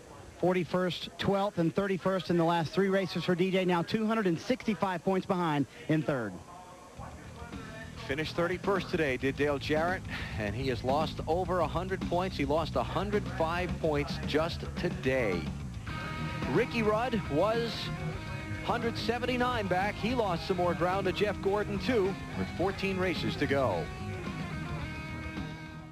And welcome back to Watkins Glen, where the celebration continues in Victory Lane. Jeff Gordon with a road course win. He won 6 straight road course races earlier in his career, but he's back in Victory Lane today. As for Rusty Wallace, a 43rd place finish today at Watkins Glen. At Loudon a couple of weeks ago, 43rd. Then 43rd here. Troubles throughout the season. 43rd at Las Vegas earlier this year and 41st at Michigan. Rusty Wallace with a disappointing run here in a race where he expected to do very well. He's one of the guys heading to Michigan hoping to turn things around, just like Ricky Rudd did when he came here to Watkins Glen after his disappointing finish. But Wallace and his team, as mentioned, 41st at Michigan in June, so some work ahead for them. One of the teams disappointed here at Watkins Glen today, while most of the teams up front continue to celebrate, like the one with Dave Burns. And that would be Todd Bodine. This is his best finish in 7 Watkins Glen starts. Todd, some guys benefited from stacking up in those cautions in the end. How about you? Not us. We needed the greens. Our car was really fast all day, the Kmart Blue Light Special. When we get an open track, we were actually faster than the leader most of the day, and I didn't need those cautions. I took a couple laps for my car to get going, and plus it bottled everything up. I needed this open track to work on the guys, but it was a great run. We finally...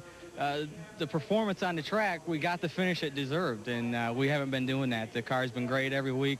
Just something has bit us, and we haven't got the finishes we deserve, but today we did, and the guys did a great job. It was a brand new car, and we finally did it all day long like we got to do. We've got this qualifying down.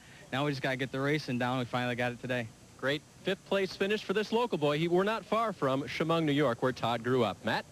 Kevin Harvick finishes 7th, soldiering home. A good points day, but first off, describe your day. I mean, we had a really fun day in a Goodwrench car.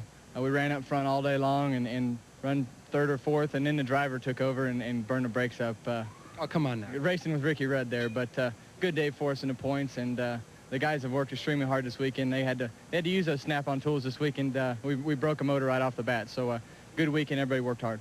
Kevin Harvick always says he doesn't think about the bigger picture, but the bigger picture looks like unofficially he's climbed 2 spots to 7th in the standings. Marty?